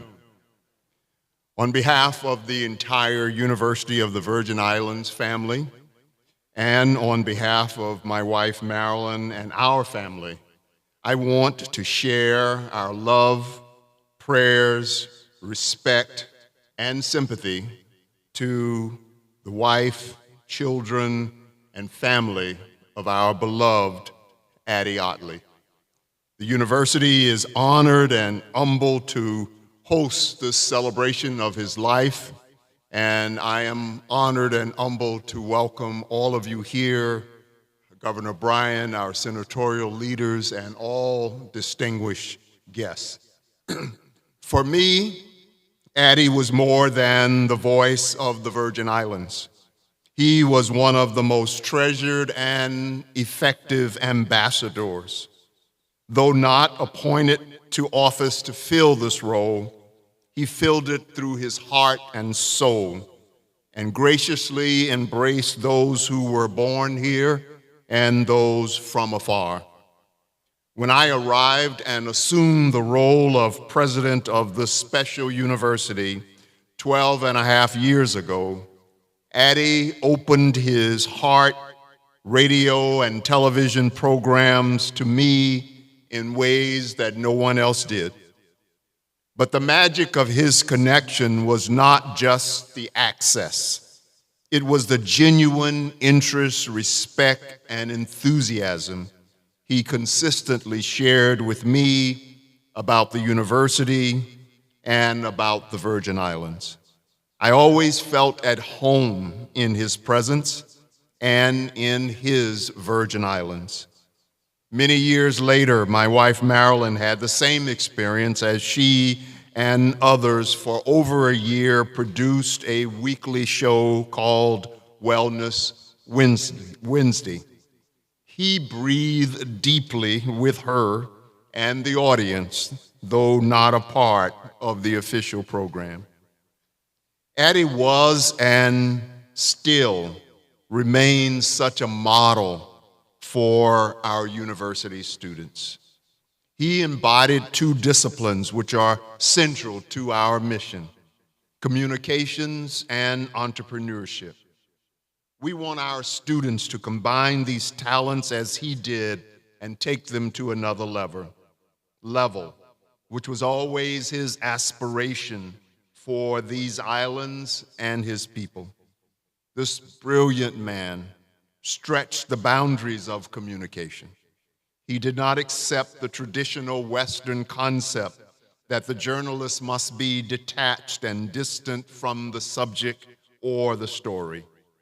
Addie loved the subject and the story, which allowed him to convey it in such a manner that others felt connected to it. He spoke for the people, but he empowered the people to speak for themselves. He delivered the news, but he was also the news, because if he said it, we believed it. He understood intuitively that our people need more than facts and information. They need understanding, respect, and love. And this is the task of the journalist, just as it is the task of a theologian or social worker. One of my greatest joys in this role as president was to present to him on this very stage an honorary doctorate degree in humane letters from the University of the Virgin Islands in 2018, which entitled me and the world to call him Dr. Addie Ottley. This honor was bestowed in part because of his unselfish leadership and service to this community during and after Hurricanes Irma and Maria in 2017. But there was an even greater message, which was to say to our students and to the territory, look upon this man and his journey through life, and you will see the best of who we are and what we hope to become. Building on this honor, the university will dedicate a portion of our upcoming Charter Day program on March 18th to sharing with the community how we hope to keep and nurture the legacy of Dr. Addie Ottley alive. He loved UVI, and we love him. How do we honor a great man? We can only truly honor him by striving to be great ourselves.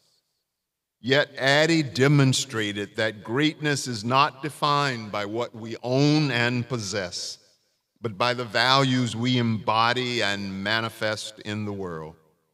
Greatness is not an asset of our positions, but a property of our hearts and souls.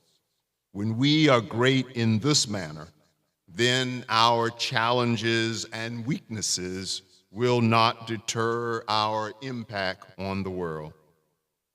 Addie, my beloved friend, was not perfect, but he was perfect for me and perfect for these islands and its people that he so dearly loved. May we stand with his family. May we keep his spirit and legacy alive. May we strive to make our lives better, which was always his greatest dream and desire. May God bless his spirit, the spirit of this great man, and may God comfort all of us as we mourn his loss. Thank you.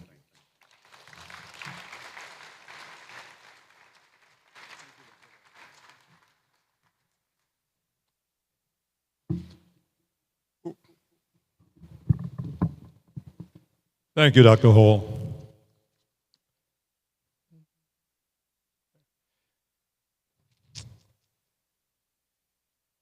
Next, we have a poem, Footprints in the Sand, by Janine Francis Brown.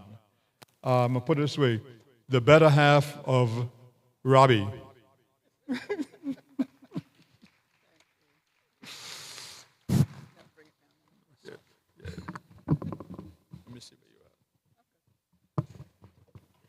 Good afternoon. This poem was one of Addie's favorites. The words of the poem brought him comfort over the years. It helped him put one foot in front of the other as he moved along through life. One night I had a dream. I dreamed I was walking along the beach with the Lord, and across the sky flashed scenes from my life. For each scene, I noticed two sets of footprints in the sand. One belonged to me, and the other to the Lord. When the last scene of my life flashed before us, I looked back at the footprints in the sand. I noticed that many times along the path of my life, there was only one set of footprints. I also noticed that it happened at the very lowest and saddest times of my life. This really bothered me, and I questioned the Lord about it. I said, Lord, you said that once I decided to follow you, you would walk with me all the way. But I noticed that during the most troublesome times of my life, there is only one set of footprints. I don't understand why in times when I needed you the most, you should leave me. The Lord replied, my precious, precious child, I love you, and I would never, never leave you during the times of your trial and suffering. When you saw only one set of footprints, it was then that I carried you. Addie, may you rest in peace.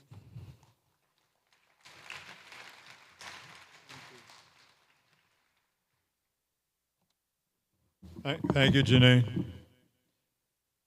Next, I'd like to we call the Virgin Islands Songbird, Lorna Freeman, and she'll be singing The Eyes of the Sparrow.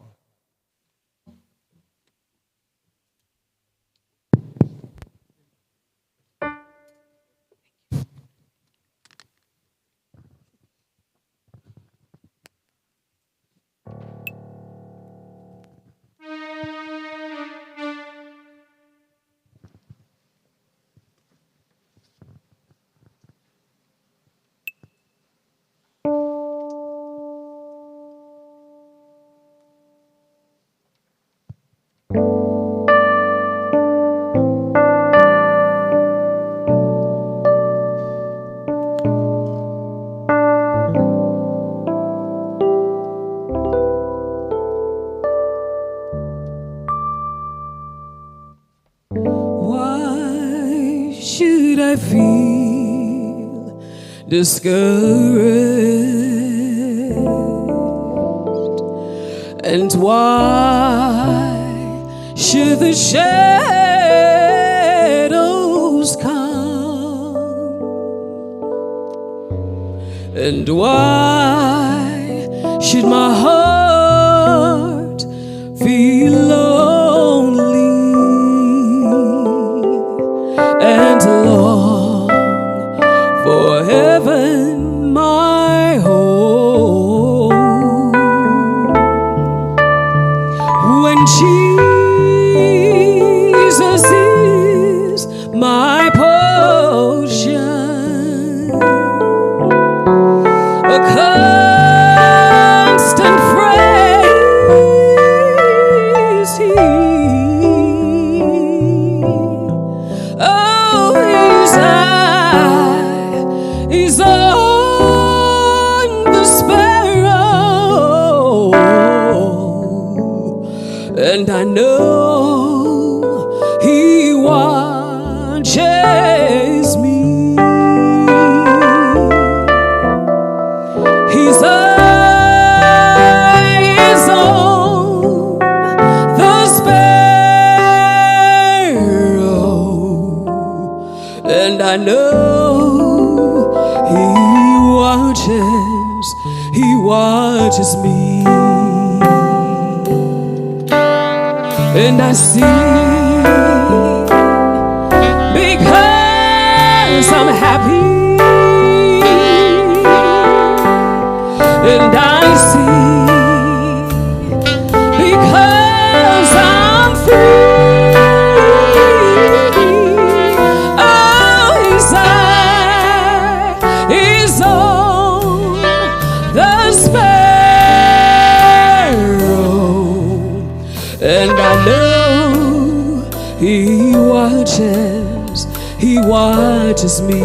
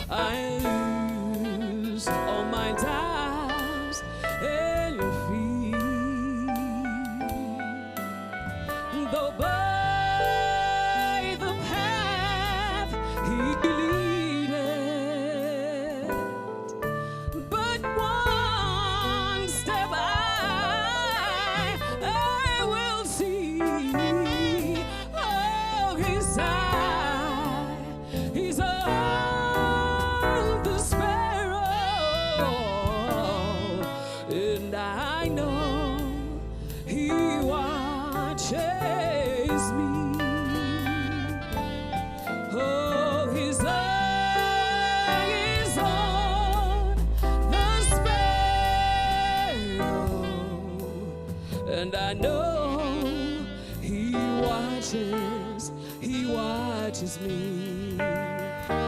Oh, and I see, because I'm happy, I see, because I'm free.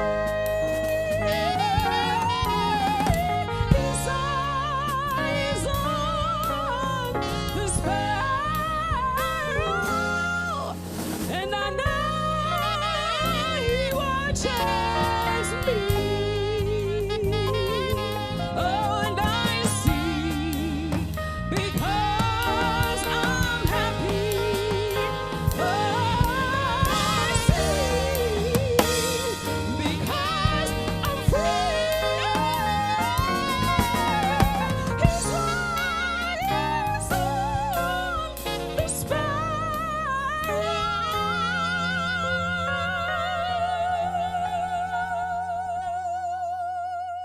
and I know he watches over me. He watches over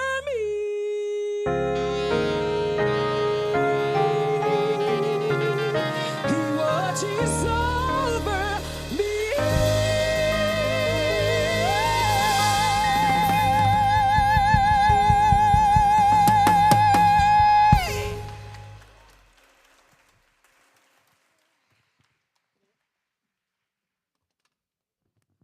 Lorna, thank you. Thank you very much. Wonderful. We can continue our tributes. Now I'll ask Dion Parson, who is here with his friends, and I'll tell you who all the friends are in a minute. But Dion, I know you have stories, and I hope some of the stories that you don't tell. So I'm going to leave it at that.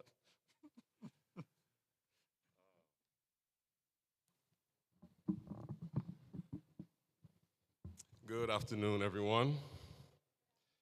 Welcome to the celebration of life of our dear friend, Addie Ottley. When I was asked by the family to give a few words, I said to myself, what can I say that will not be already said by all of these wonderful folks that came here today to honor his life? And it was my pleasure to put the music together and put a nice tribute musically together for him, and that's what I decided to do. I do hope you all enjoy the music. But I do want to say that I first met Addie when I was in elementary school at Dover School. And I found out last night from my god sister that up until his very end, that he was still sponsoring or still adopting a class, no matter her class, Lori's class at Dover School. So that was a tradition that he held for many, many years. Addie was running for the Senate, and that's how I learned about politics as a kid. And he ran for the Senate, and he got in. And fast forward to my college years, coming home, I would always see him, and I would be playing performances around, and he would always come and talk to me and ask me what I was doing. And he took an interest in what I was doing, and always supported the music and would tell me to come on the radio, share with the folks what I'm doing. And once I got out of college and started playing professionally, he would just randomly call me. Hey, D, what's going on? What's happening in New York? And I said, well, I'm doing this, I'm doing that. He said, well, call me, let's get on the radio, call me. The folks need to know what's going on. So I said, cool. Every once in a while I would call, and every once in a while I wouldn't call. And then I would get a phone call like 6 in the morning, and between the daylight saving time, Addie's calling, D, wake up. I need you to talk to the folks. You just came back from Europe. What's going on? And, as a musician, we're going to sleep at 6 in the morning. So that didn't really work out well for me. But we spent a lot of time talking about the music. And then when I decided to transition home and move home and start doing the work at the university and with our youth program, that's when I really got close to Addie. And for some reason, he just every day would call me and say, let's meet, let's have breakfast. And like Peter said, you can't go to the radio station without bringing him breakfast. You can't show up for interview and do not bring Addie breakfast. He will send you for breakfast. So a couple times, you remember, right? A couple times I showed up and running late and didn't have breakfast. You didn't bring me breakfast? Okay, you have a half an hour. I'll push you back in half an hour. So, but we spent a lot of time together with our students. He would come to New York. We would be performing at Jazz and Lincoln Center. Addie will be in the back, broadcasting the show live. We would travel around. We would bring musicians down, and he would just call me that morning. Hey, grab the musicians. We're going on a boat, and we'll end up in a BVI, just hanging out, showing the musicians a good time. We know he was an advocate for the Virgin Islands. He was an advocate for the people of the Virgin Islands. He invested in people. I'm one of them. I really have to say that a lot of what I'm doing now, Addie helped me to pave the way. He would sit me down and just talk to me and said, if you're going to do this, you have to call these folks. You have to reach out to these folks. You have to build these relationships. And I thank him for that. I really do thank him for that. He's a major, major contributor to my success here in the Virgin Islands. And I'd like to thank Mary, someone that I've known as a little kid. Oh man, the story is going back with Mary. Robbie and Janine, my son's godparents. There's a lot of history with the Artley family. So my condolence goes out to you all for your loss. And we will miss Addie. And I just hope that somebody comes along that can fill those enormous shoes that he walked in. So thank you. Thank you very much.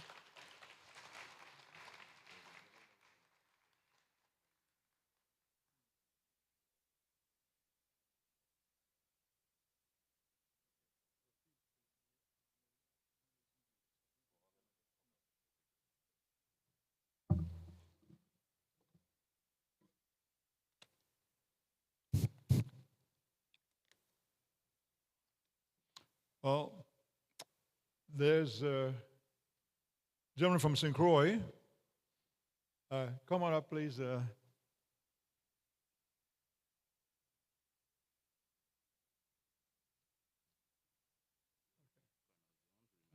Oh my God. Oh, God. We served in the military together, and I just didn't recognize him. Kel Jones. Oh, that. Okay.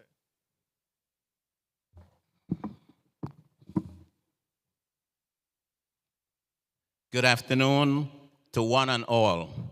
My name is Stanley Jones, and I'm the state chair for employer support of the Guard and Reserve here in the U.S. Virgin Islands.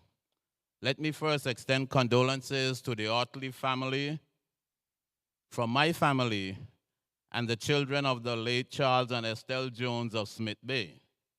Particularly, I bring greetings from my brother, Ray Jones, as they would know him on WSTA, Brother Ray, who worked at WSTA with Addie Ottley for over 20 years. On behalf of ESGR Virgin Islands, sincere condolences to the family of Chair Emeritus Addie Ottley for his years as a volunteer with ESGR and for all the years he has supported the mission of ESGR in the territory and nationwide. Employer support of the Guard and Reserve is a Department of Defense program started in 1972 to develop and promote a supportive workforce for service members in the reserve components. This year, 2022, we are celebrating our 50th anniversary. Locally, part of our 50th anniversary celebration will be to recognize the state chairs who have been the driving force behind ESGR here in the territory. One of such chairs is Mr. Addie Ottley, who served the maximum term of 6 years and was given the title Chair Emeritus. Today, as state chair for employer support of the Guard and Reserve here in the territory, it is my distinct honor to present to the Artley family this plaque from the Department of Defense on behalf of our national chair, Mr. Ron Bogle, and the executive director of ESGR, Captain Robert Underhill.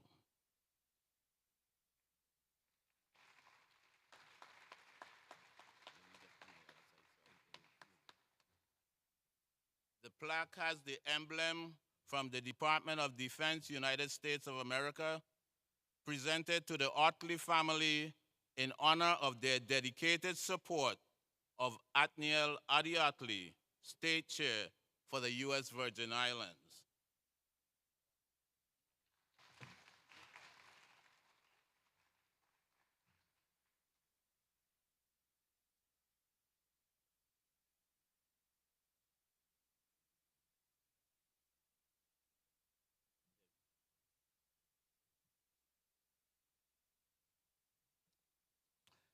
Thank you very much. Is this one yours or mine? This one is mine. I don't think I can. They just brought up my. That's nice to see you. Sorry, didn't recognize you. And talk about recognizing, the other person following now is another person with whom I had the pleasure of serving in the military, Brigadier General Lake. Would you please come up? Timothy Lake. Oh, I'm taking away his job. And we don't want the union to get after me, so I'm going to let him do it. I heard that.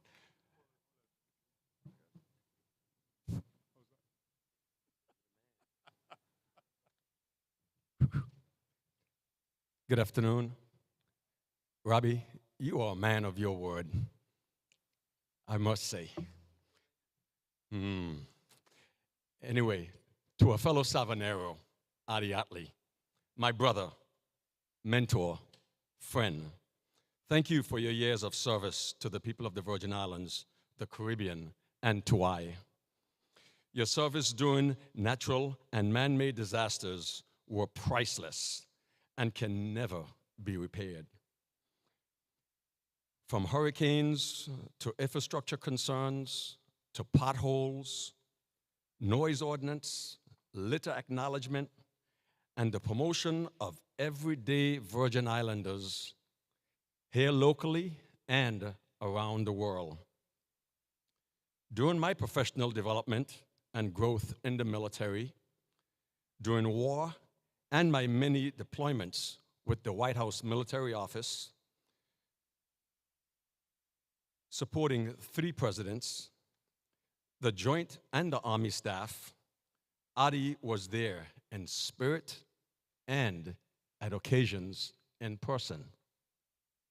Broadcasting this Virgin Islanders experiences during my change of command as the first African American to command Camp David.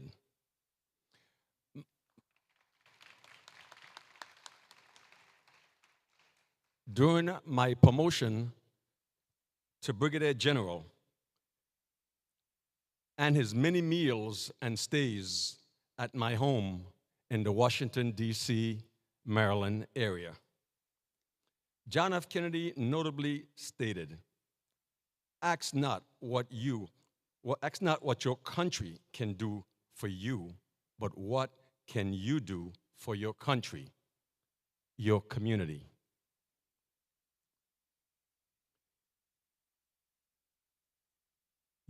Addie Ottley has definitely lived up to that mantra. On behalf of the people, okay, on behalf of his people, okay, your community around the world at Megan's Bay, Cookie Point Beach, Douches by the Sea, and your fish-loving restaurants and watering holes. Thank you, and thank your family for sharing your dash with us. Rest in peace, my brother.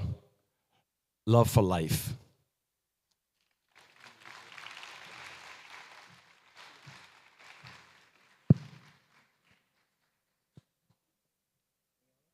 Okay. Lloyd Williams. I think Addie mentioned your name a couple times today. And there's a couple of things I also know about you, which we're not going to talk about today, but I'll let you talk about it. Lloyd Williams, former senator.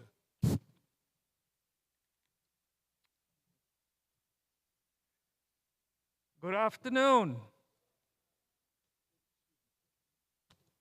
You take yours off, I put mine on. Good afternoon once again.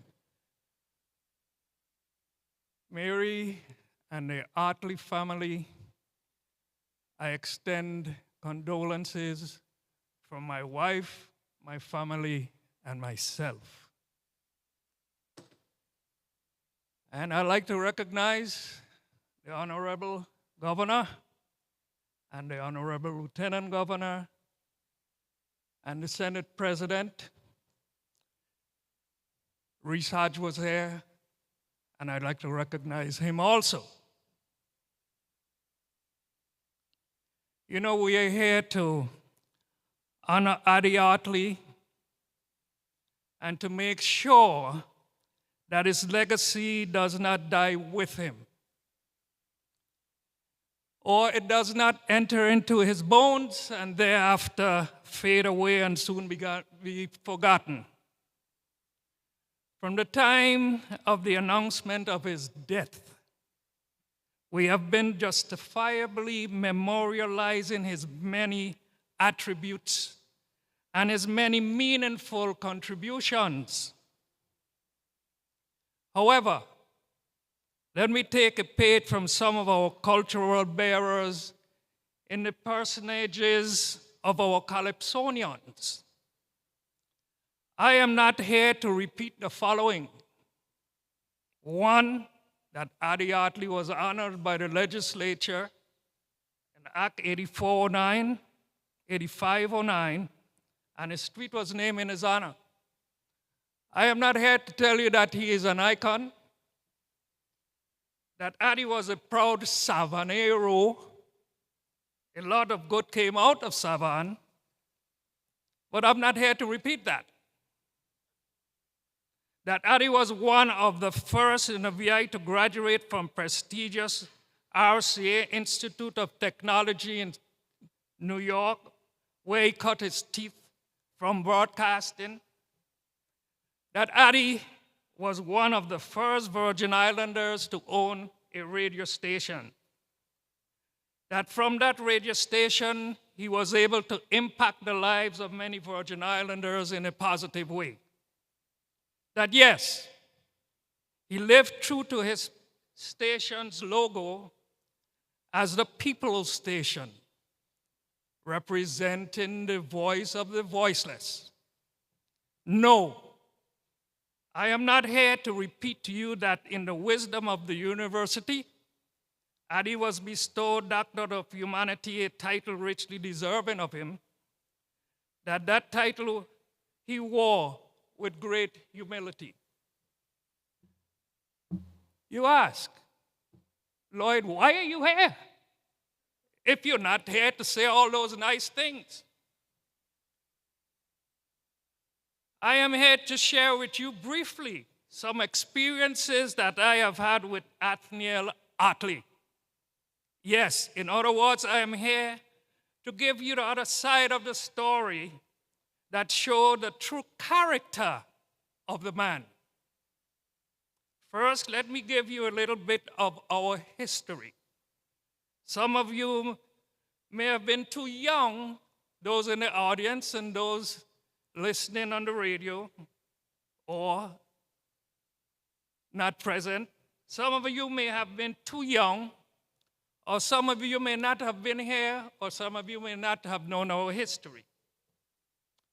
Our last appointed governor, Ralph Milhouse Paiwanski, and our last appointed government secretary, Cyril Emmanuel King, to put it mildly, could not get along, and they were constantly and publicly at odds. After a bitter-fought election, Melvin Milhouse Evans was elected first governor, and David Mass was elected first lieutenant governor. Governor Evans and Lieutenant Governor Mass were not getting along either. Their fights were mainly behind closed doors.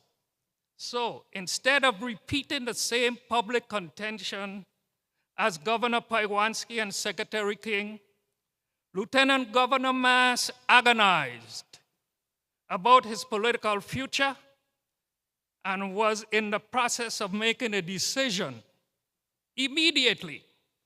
Thereafter, we got word from to the legislature that Lieutenant Governor Mass was about to resign and that Governor Melvin Evers wanted Addie C. Ottley as his lieutenant governor. The public announcement was to be made in 1 week. Everyone was to keep the decision a secret.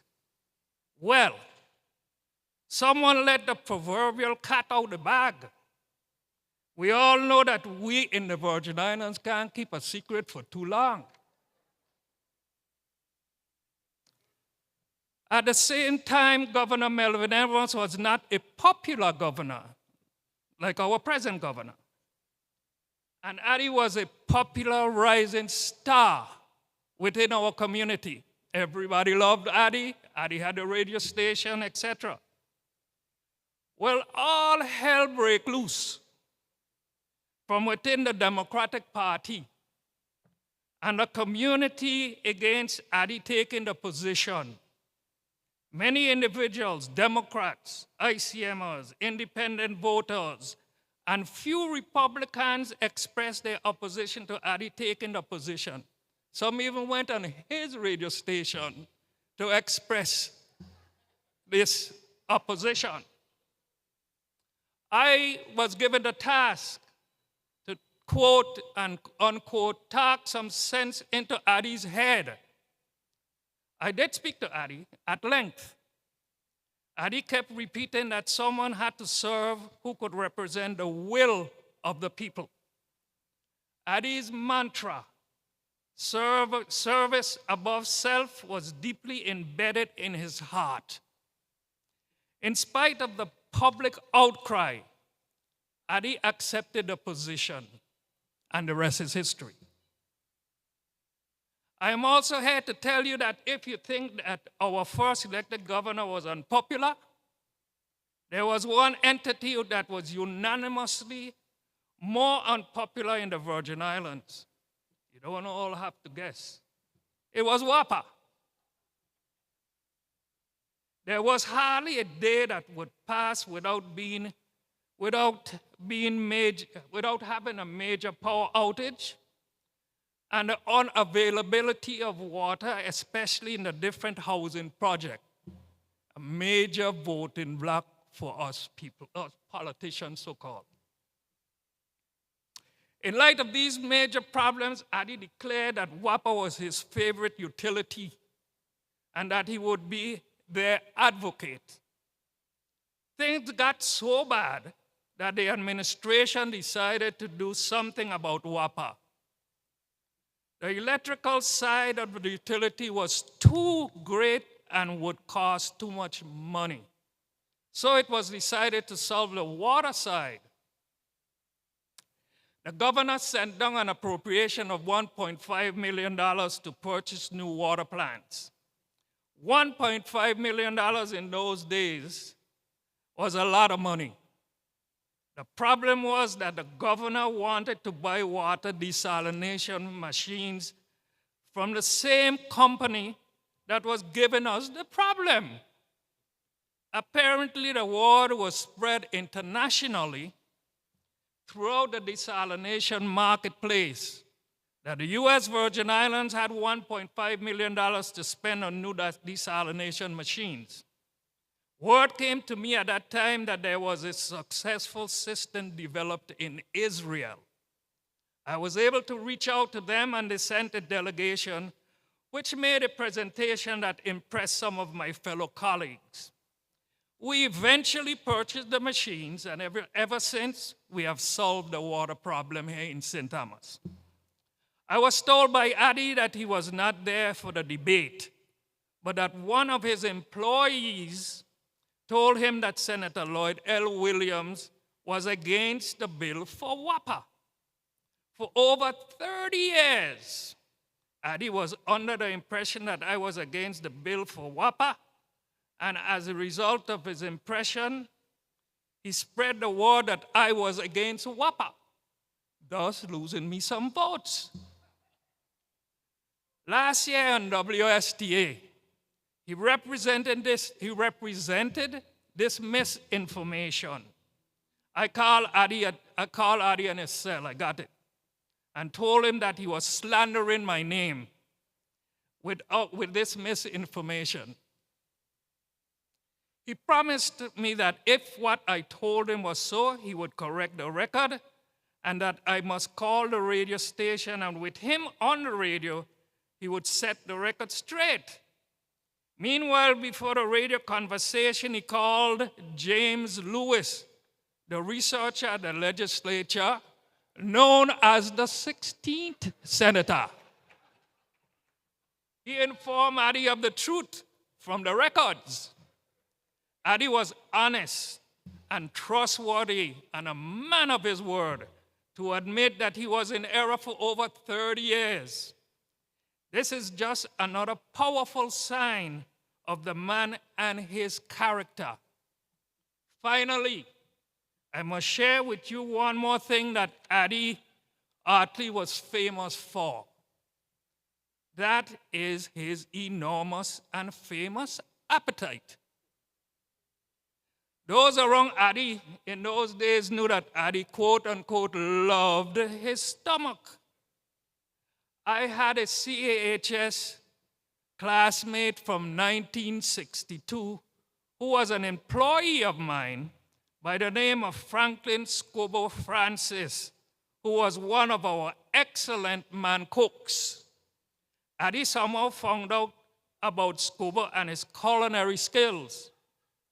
Scobo specialized not in French dainty cuisine, not in Italian cuisine, or Spanish gourmet cooking. I am talking about Virgin Islands cuisine. I am talking about such gourmet cuisine as shark balls. Now you know sharking and the balls. But you got to take a special shark, grind it up, and do the balls. And he loved them shark balls. In addition, Scuba did a special shellfish. You had to take out all the meat out of the shellfish and cook it a certain special way. In addition, Scuba used to do special kind, well, the old-fashioned sauce. You know, the old-fashioned sauce. Addie delighted in eating all three. Scuba often would call me to tell me he was preparing food for Addie and that I could get some. This lasted for several years. I was happy to be benefiting from happy appetite. Addie would say, "Good eat, man." That was often his saying. Addie loved the Virgin Islands and our people and our local cuisine. To Addie's delight, these three little dots on the map of the world have produced so many outstanding personalities. And this would put a little meat on what Joel was saying and what Addie, before he died, stood for. We all know that Alexander Hamilton grew up in St. Croix, and he was one of the most influential persons on the development of our nation. We all know about Tim Duncan, who was one of the greatest, if not the greatest power forward in the NBA.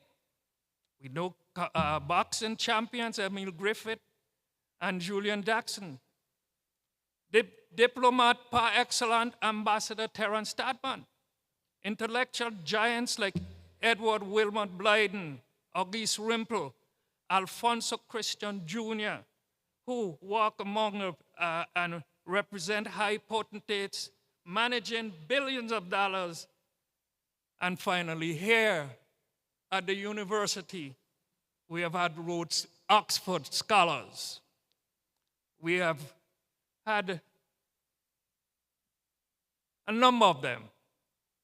Per capita, I don't know if there is any place in the world that has produced so many talented individuals in so many areas.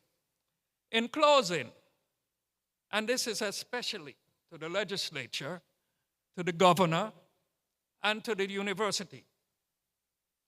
In closing, I can think of no greater honor to keep Addie's legacy alive than having the legislature, the governor, and the university creating a chair in the name of Addie C. Ottley. A chair in the name of Addie Ottley.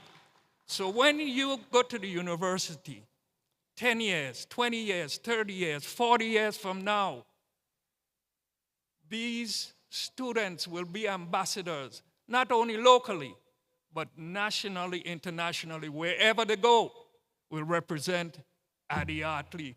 Not only because of Addie Ottley, but what he represented. You know, his love for these islands, his love for his people, his sacrifices, all of that.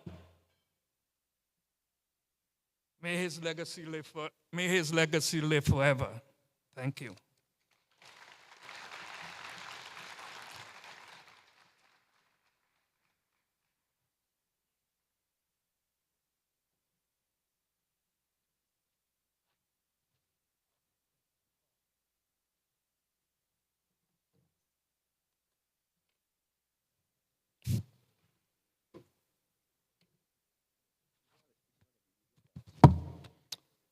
We have to have a few changes in the program because we must move along.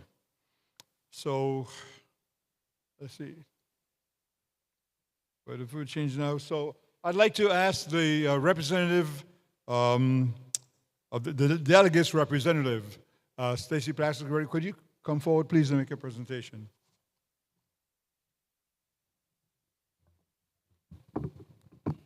All right, thank you, sir. Yes, good afternoon, everyone. I'm Cletus, Clendenin District Director for Congresswoman Stacy Plaskett, who sends her regards as she's in D.C., of course, doing our work, and so she was not able to be here today. But on behalf of the members of the 117th Congress, and the family and staff of Congresswoman Plaskett, she would like to extend her heartfelt sympathies to the family of Addie Ottley. The Congresswoman was deeply saddened to hear of the passing of a giant in our territory. He was an excellent example of service and dedication to our community. He embodied channeling one's passion through public service to advance one's community. His love for the field of communications and for the Virgin Islands led him to be one of the most beloved radio personalities in our community. As the Congresswoman moved home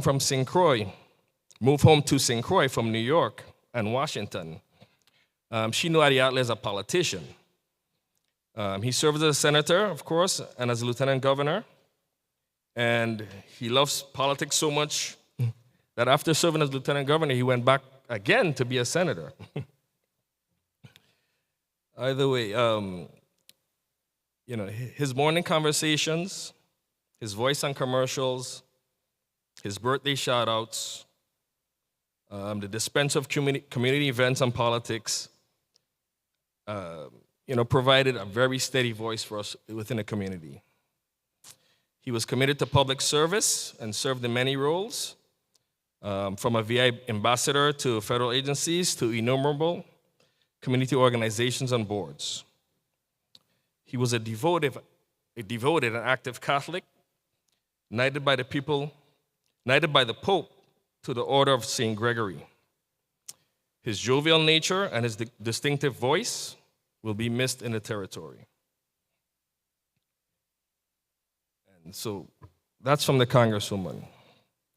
But my piece is, as a young Virgin Islander growing up, going to All Saints School every morning, that's a voice of my youth. Like General Lake said a little while ago, we're on the stage. Today, it's basically a history lesson. It's sad, but what happens at times is sometimes we learn more about people after they pass than when they're alive. So this has been a great history lesson for me. Hearing about all the different things he has done, hearing some of the personal stories like Mr. Williams just talked about, and others. So for being here speaking to this funeral is kind of surreal to me.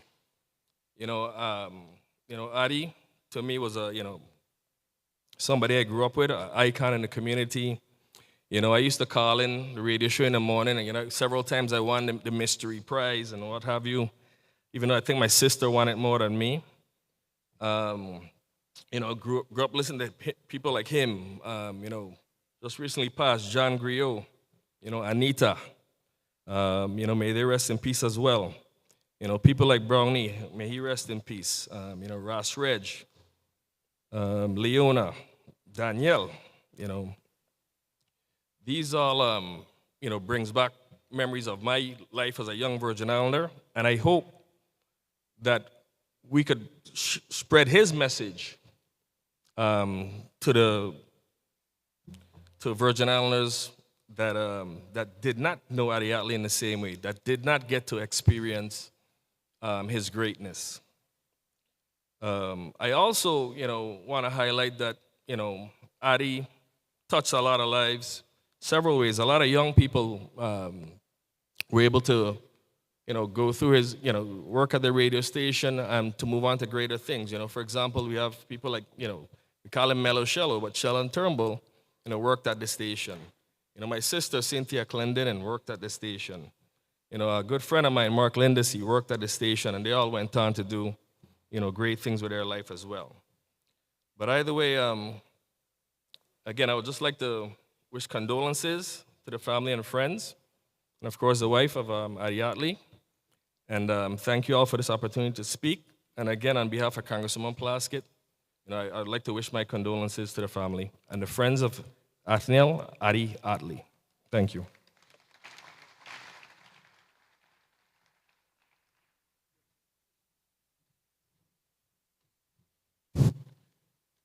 Continuing, in the interest of time, I'd like to introduce right now, invite to the microphone, the President of the Senate, Honorable Donna Frett-Gregory, President of the 34th Legislature of the Virgin Islands.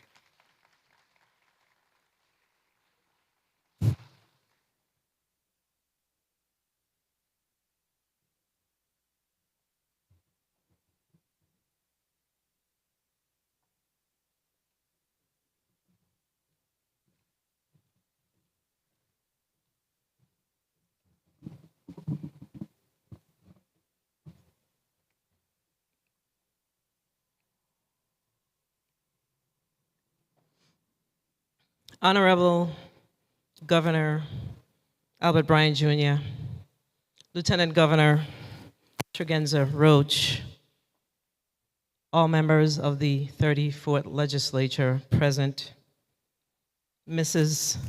Mary Artley, Addie's children, family, friends of the late Honorable Dr. Athniel Addie Ottley. Good afternoon. Good afternoon.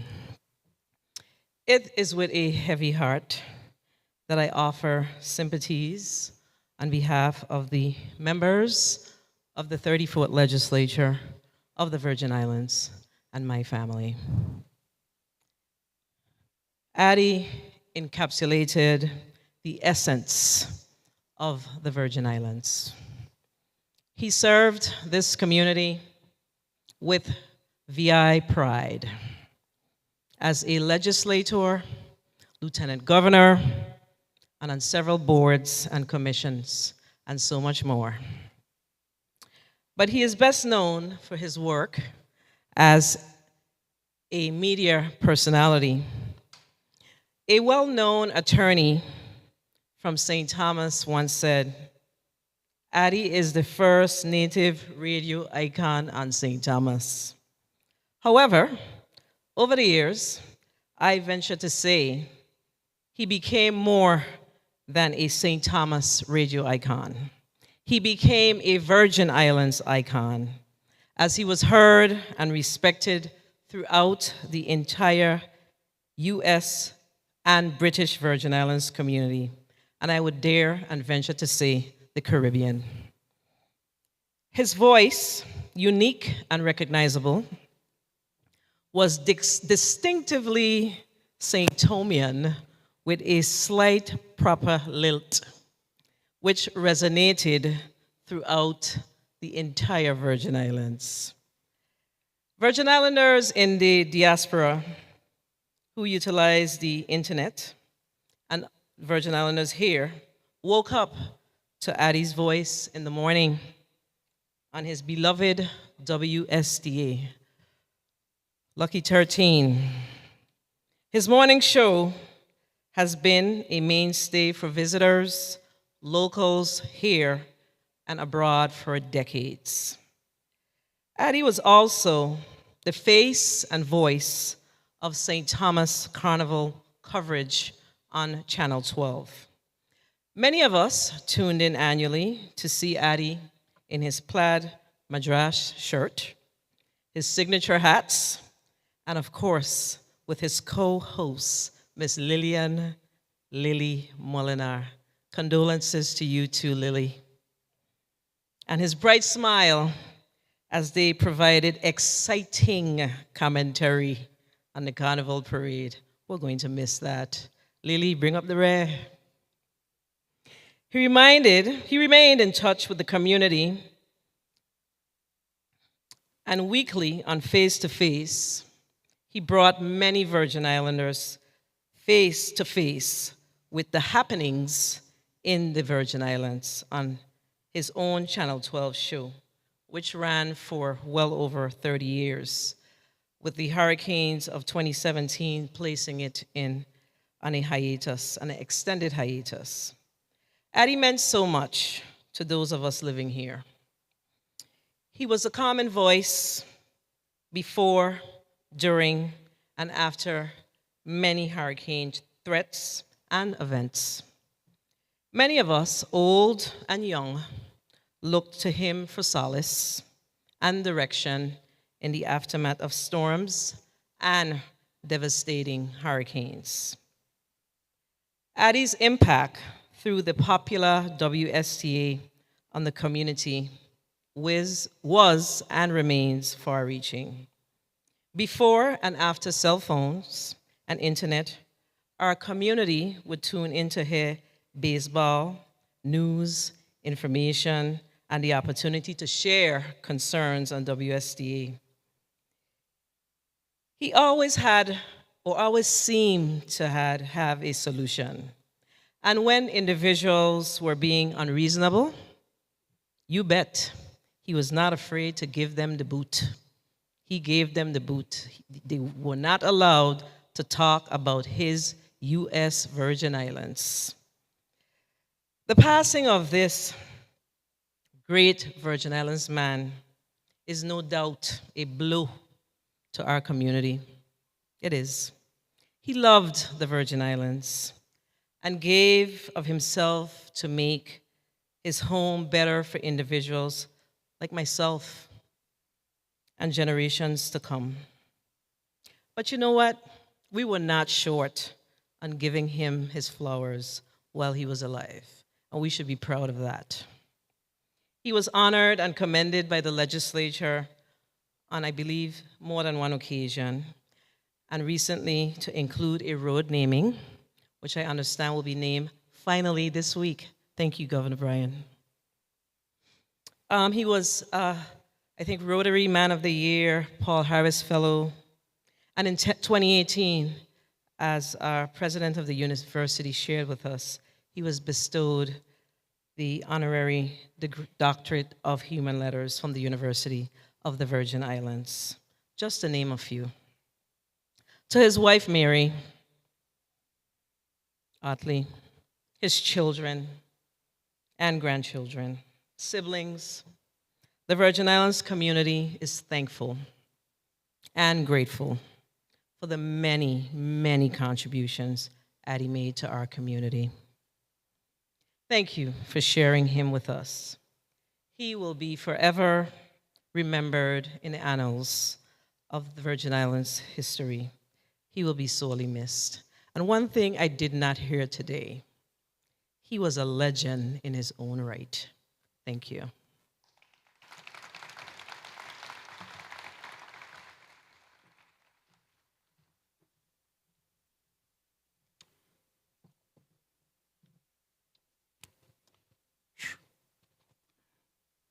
Thank you, Honorable Gregory Frett. I'd like to now introduce and have to come up forward the Lieutenant Governor, Trugenza Roach, or Honorable Trugenza A. Roach, Esquire, the Lieutenant Governor of the United States Virgin Islands.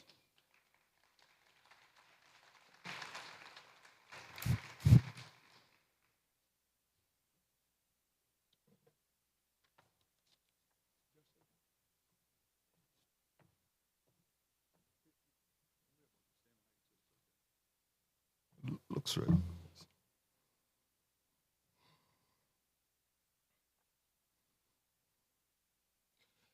Thank you, Dr. Benjamin. Good afternoon to the Honorable Governor Albert Bryan, to the Honorable Senate President, Dr. Donna Frett-Gregory, to all the members of the 34th Legislature, to the family of Mr. Addie Ottley, to all those Virgin Islanders and visitors present, and to all those in the listening audiences. It is an immense task to speak of a man, a giant of a Virgin Islander, in just a few minutes. But there are some personal references that I would like to make. First, by extending my condolences to his widow, Miss Mary Artley, whom I have known since I was a junior high school student, and when I was visit her in Inter-Island department store, and she would give me shirts for grades to support good scholarship. So I thank you, Mary, and I thank the members of the family, especially Addie's children and the extended family, for sharing him with us. One of the things that Addie was a staple on WSTA was a mystery question. Sometimes a mystery tune, sometimes a mystery question. And one day he had this question, and it was, how many 3-island units could you name in the Caribbean? Like 3 island states, right? And so people started, of course, with home. St. Croix, St. John, St. Thomas. And then you went a little to the west, and we had Puerto Rico, Vieques, Culebra. Then to the south, it started St. Kitts, Nevis, Anguilla. Some people even said Saba, Statia, and Dutch St. Martin. And down further south, Grenada, Carriacou, Petit Martinique, and of course the ABC, Aruba, Bonaire, and Curacao. And then they stopped. And Addie was like, there's one more. Nobody ain't got it yet, right? And they were stumped. Because everybody thought of the 2-island one of Antigua and Barbuda, but they had thought that the island that Ras Reg used to joke about, that he had made it up. Redonda. And so Antigua, Barbuda, Redonda was the last one that nobody had gotten because they thought Ras Reg had made up an island. Now, sometimes you would have people in the community, they would be speaking and they would say, why Addie asking that question? Addie don't know what that is? How he mean? He grew up in Savannah. How come he didn't know what that is? And they mistakenly thought that he was just caught up in this trivia, when in fact, his trivia was actually teaching.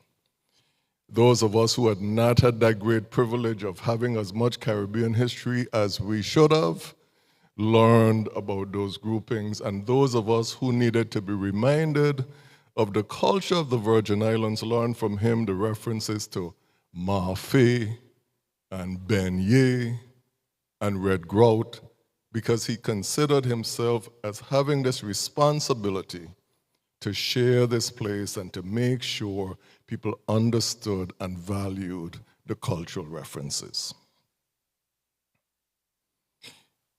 Other people will tell you, as people have said, about this remarkable voice that could soothe people in moments of catastrophe and could bring a sense of order and a sense of calm whenever that is what our people and our community required.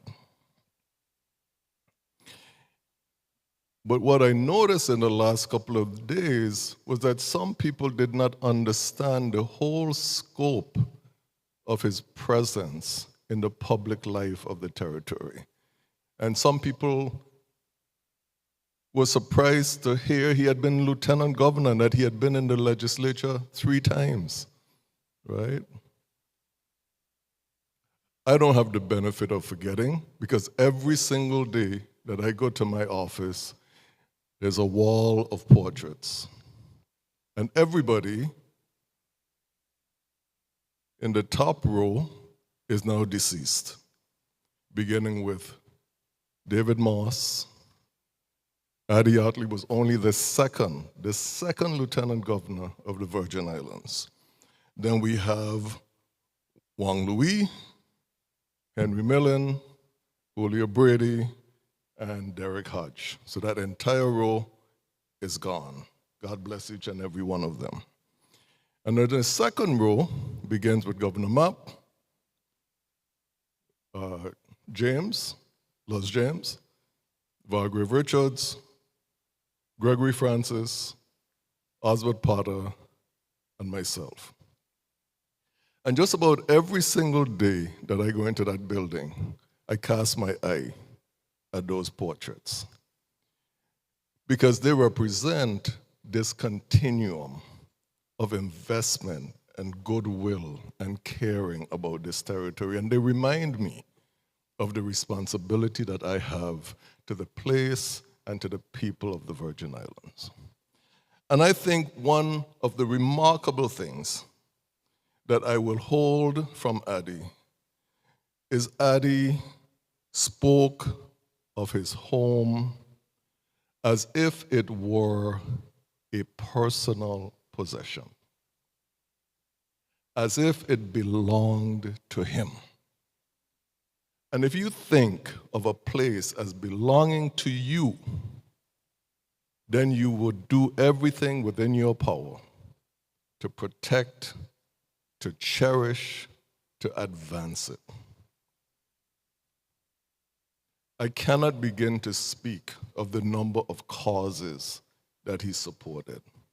The Cancer Society, the Rotary, every public charity organization that you could think of. He advanced their work. And in so many ways, this priceless contributions by this giant of a man will make his presence in this territory a timeless one, a memory and a legacy that we will cherish for a very long time, hopefully forever. And all that we can ask is that when we are finished with this passage, that someone speaks of us giving a memorial that we deserve, as in this instance we are doing, giving him the memorial that he deserves for treasuring this place and keeping it safe so that we could inherit it and grasp the responsibility of giving it to another generation. Thank you so very much. God bless each and every one of you.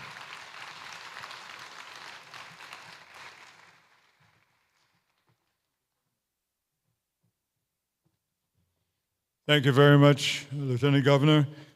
And keeping up with the change of the program, I'd like now to ask the unparsoned friends to come on board and render the prayer featuring Malvin Gums and Lorna Freeman.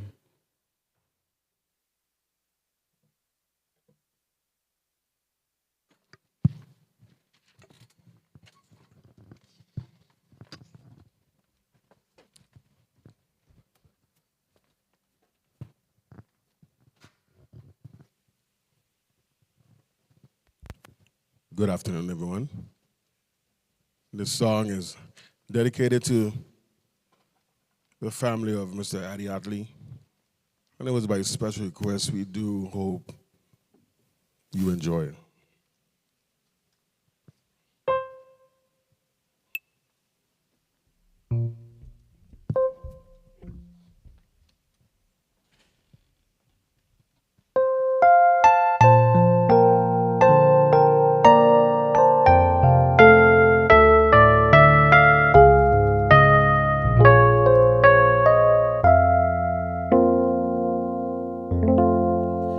I pray you'll be alright and watch us as we go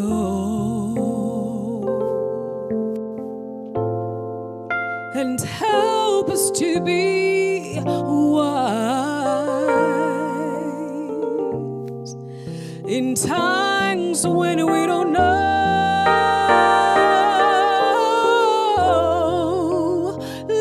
This be your prayer when we lose our way.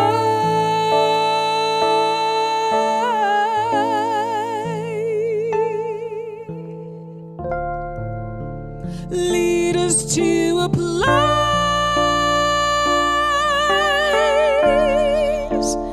guide us with your grace.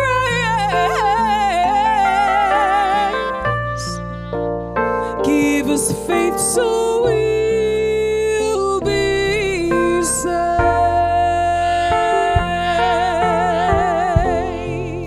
I pray you'll find your love. I pray you'll find your light and hold it in our heart. and hold it in our heart. When stars go out each night, The stars go out each night. reminds us where you are.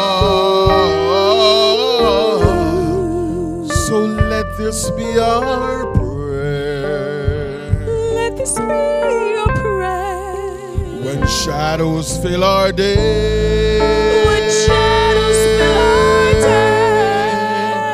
Oh, mama, lead us to a place. Oh, my. Guide us with your grace. Guide us with your grace. Give us faith so we'll be saved. All worlds where pain and sorrow will be ended, and every heart that's broken will be mended, and we'll remember we are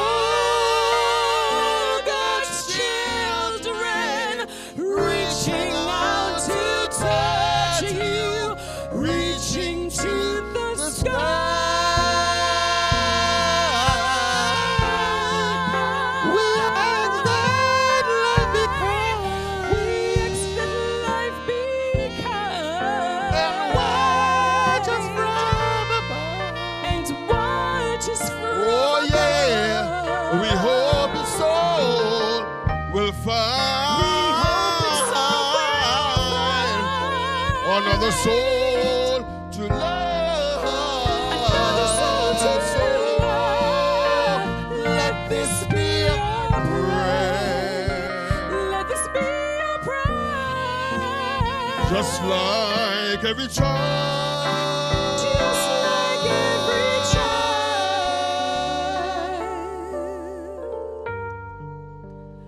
Needs to find a place.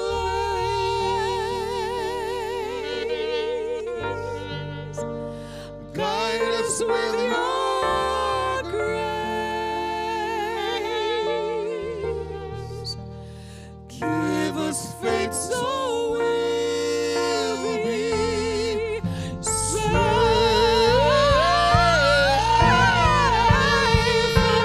Needs to find a place.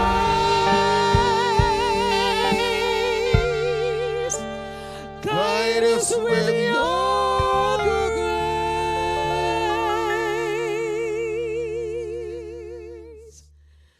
Give us faith so we'll be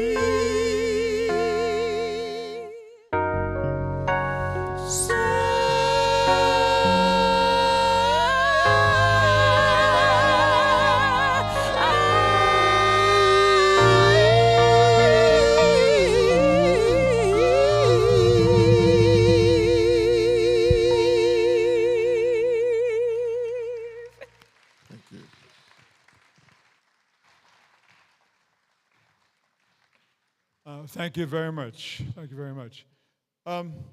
While the Honorable Albert E. Bryan Jr. is making his way to the stage as our next presenter, let me just ask you, as he's doing that, for a round of applause for the wonderful musicians we've had today. On bass, Uriel Rogers. Drums, Dion Parson. Trumpet, DJ Sharon Williams on saxophone. Lois Taylor and Rowan Creaky both on keyboard. And now, ladies and gentlemen, a round of applause for our governor as he approaches the microphone.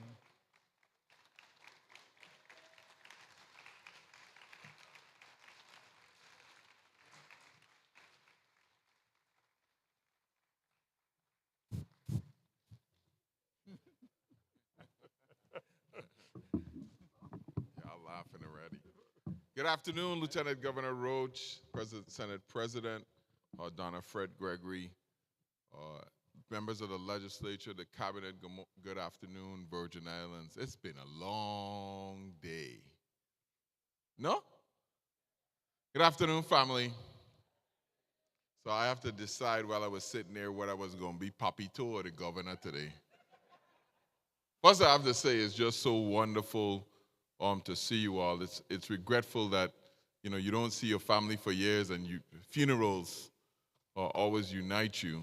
My brother has this morbid joke. He's like, every time I threaten not to come see him, he says, the next time all of us together, one of us ain't gonna be breathing. So I go. But we buried a lot of people in the family over the years, and a lot of sad funerals. But this is one where we get to truly celebrate, right? Because we gonna miss Addie, right? And just to let you know who I am, because everybody know me from my Auntie Joan, so that's the Pilgrim side. That's my mother's side of the family. But Ubaldina, that's the man who we know as Bina, is my great-grandmother, who carried me to church, that same church we just came from, made sure I was baptized until I led her to church and she passed away. She had 2 children, Aubrey Artley and Grace Wilson. Grace Wilson is my grandmother, the green-eyed lady from the Lockhart school, from the Lockhart store. She had one child, and decided not to have any more because her brother had 17. And Peter was so revealing today. Where Peter there? They still said that I live in St. Croix. Peter, well, my God. The man says, spoiled. His speech today explained so much about us and Savan, because Addie was a prince of Savan, My father was the only child, so he was a prince of Savan. And I was my grandmother eyeball, so of course, yes, I was a little spoiled. My mother had to remind her that she actually had 3 more grandchildren. She wouldn't even acknowledge them. Of course, you all could see why.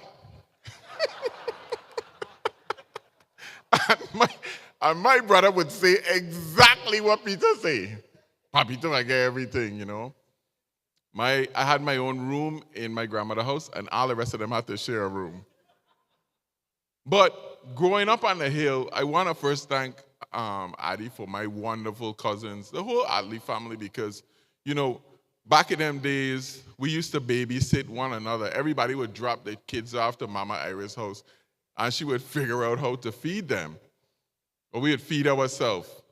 And we had so many. I listened to people about their childhoods, you know, and some people are in therapy and stuff for it.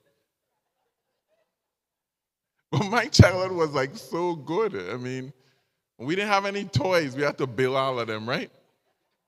We built all our toys. Our favorite toy was a piece of formica sliding down the hill on it.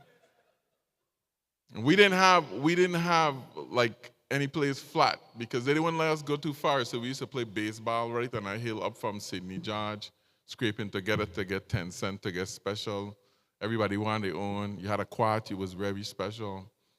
And you know, Addie, the whole Artley family, of course, was my father was born in 42. Addie was born in 41. So they all grew up like brothers, Flavie, Bernard, Andre, all of them, you know, grew up like brothers. But Addie was larger than life. And I could tell you without any doubt, I would not be here as governor of the Virgin Islands if it weren't for Addie. Because I checked back to see when he was appointed. I was 5 years old. I remember that black car coming up, him being the lieutenant governor in 1973. I was like, wow, you know? And he was always busy. And, you know, if he would come by Mama, he in for 2 minutes, he jump in the car and he gone again. He had a driver there and he picked up, I think it was me, Andre, Alan, a couple of us. We were going somewhere. And he had like a car in the phone. I was like, wow. It's like 1973. So you know he was important. And then he always like smelled good. I was like, I want to be like that. And he was always sharp, right? And he was handsome. So I was like, I wanted to be Addie Ottley. This is how impactful. 5 years old, you know. And most of all, he had a pretty wife. I said, I'm going to get a pretty wife too. And this is my mind at 5 years old thinking about this. And every Saturday, all the brothers would come by Mama and cuss about politics and clean fish. You know, those were great days. And that lasting impression, you could think about that. Addie came, started on a ham radio. And like all of us have radio in our blood. I mean, you know, Robbie and me have it probably the worst. Peter and Paul, you know, great memories from my childhood growing up with the Kool-Aid Kid. We remember that. I mean, we had a lot of laughs living on the hill with Ami Dio, Gilmore Estrel, who just passed. We grew up as like one family up there. And everybody knew us in the neighborhood, so we could get into trouble and we had ample licks. But Addie never used to beat anybody. Flavito beating us all the time. And Mama used to protect us from them all the time. But you know, that culture and that radio bug went on to Peter, the entire family. Andre used to be on the road, on the radio all the time. Me, I mean, moving to St. Croix, you know, radio and music. And then Robbie, you know, Robbie is his stepson. And Robbie is the most like Addie, you know. He wanted to be everywhere and everybody have to know him, you know.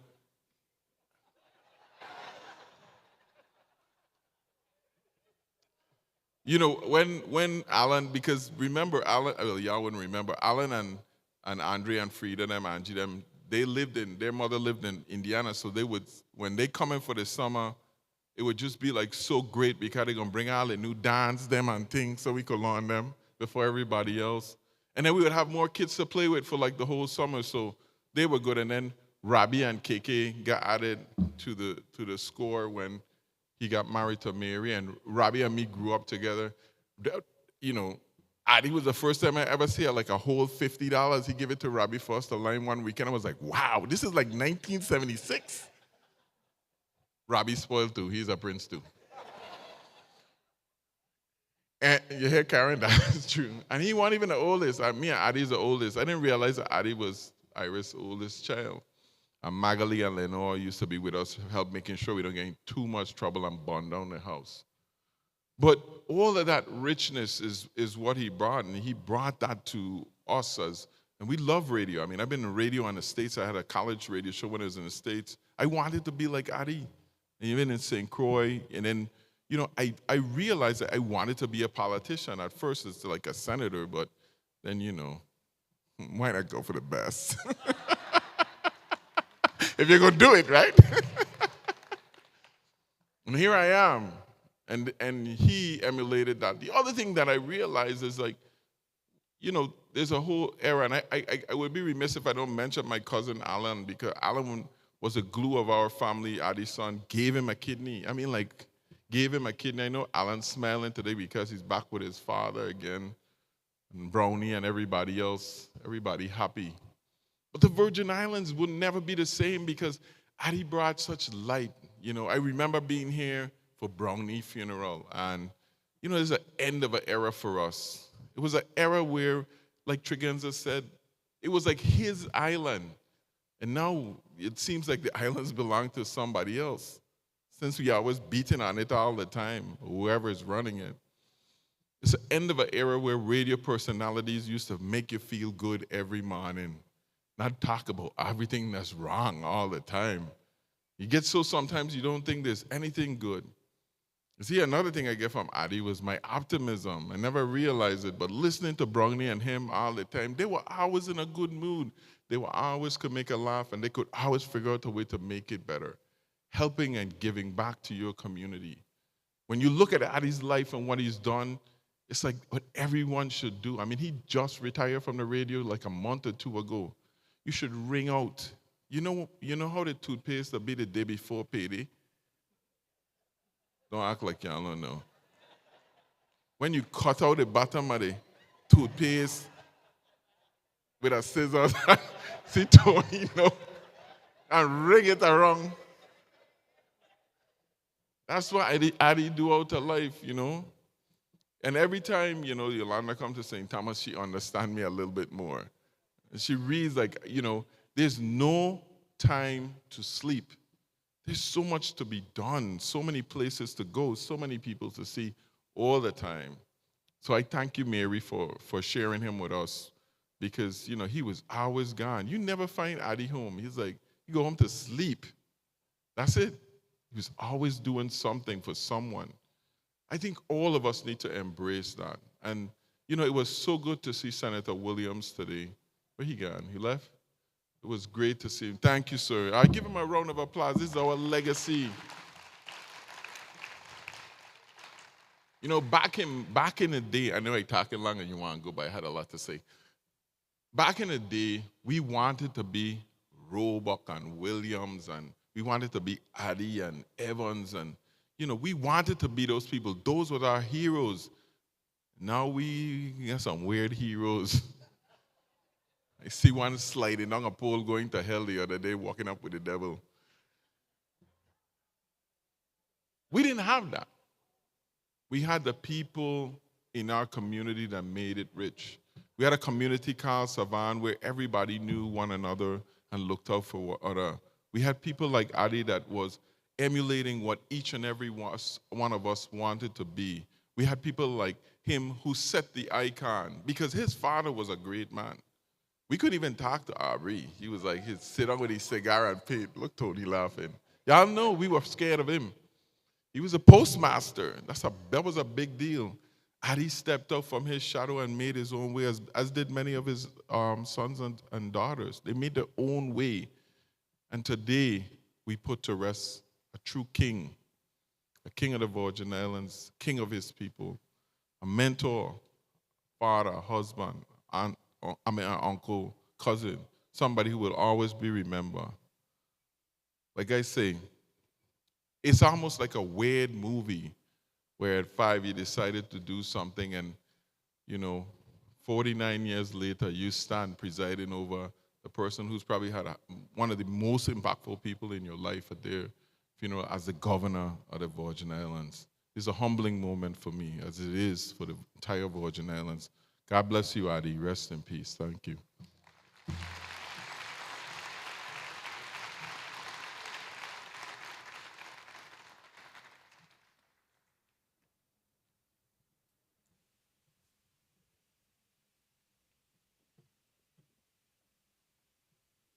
I want to thank everyone for coming, for being so patient and enduring. Thank you very much. So we're just going to do right now, People Like You, our Ezek song. Okay? Leslie Reimer, ladies and gentlemen.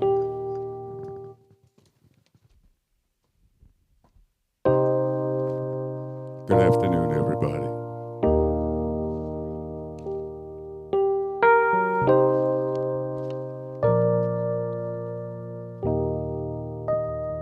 Whoa, oh yeah, whoa, oh yeah. If you give a little more than you take,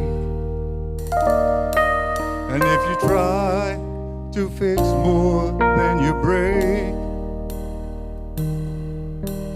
you're the kind who takes the time to help a stranger in the rain.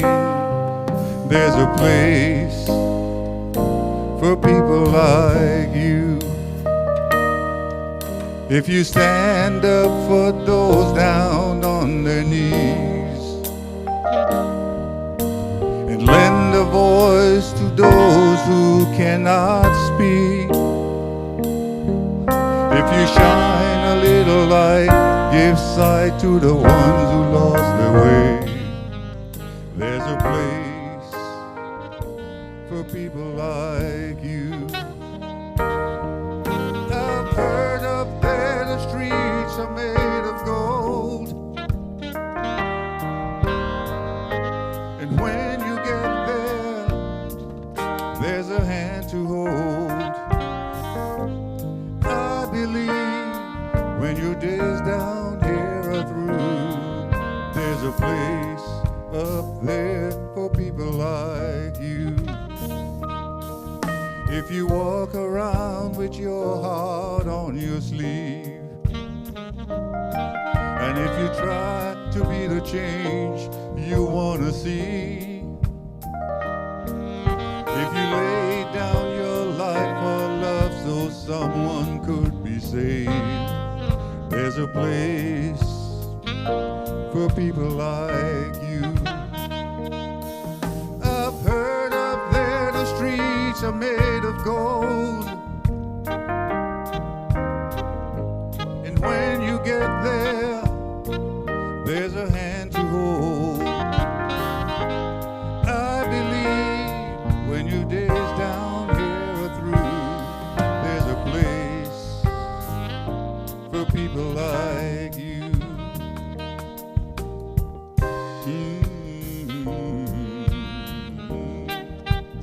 People like you.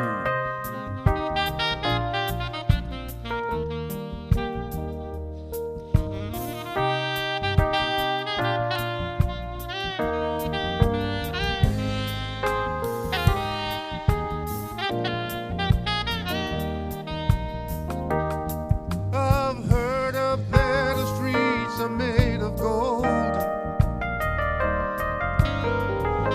and when you get there, there's a hand to hold.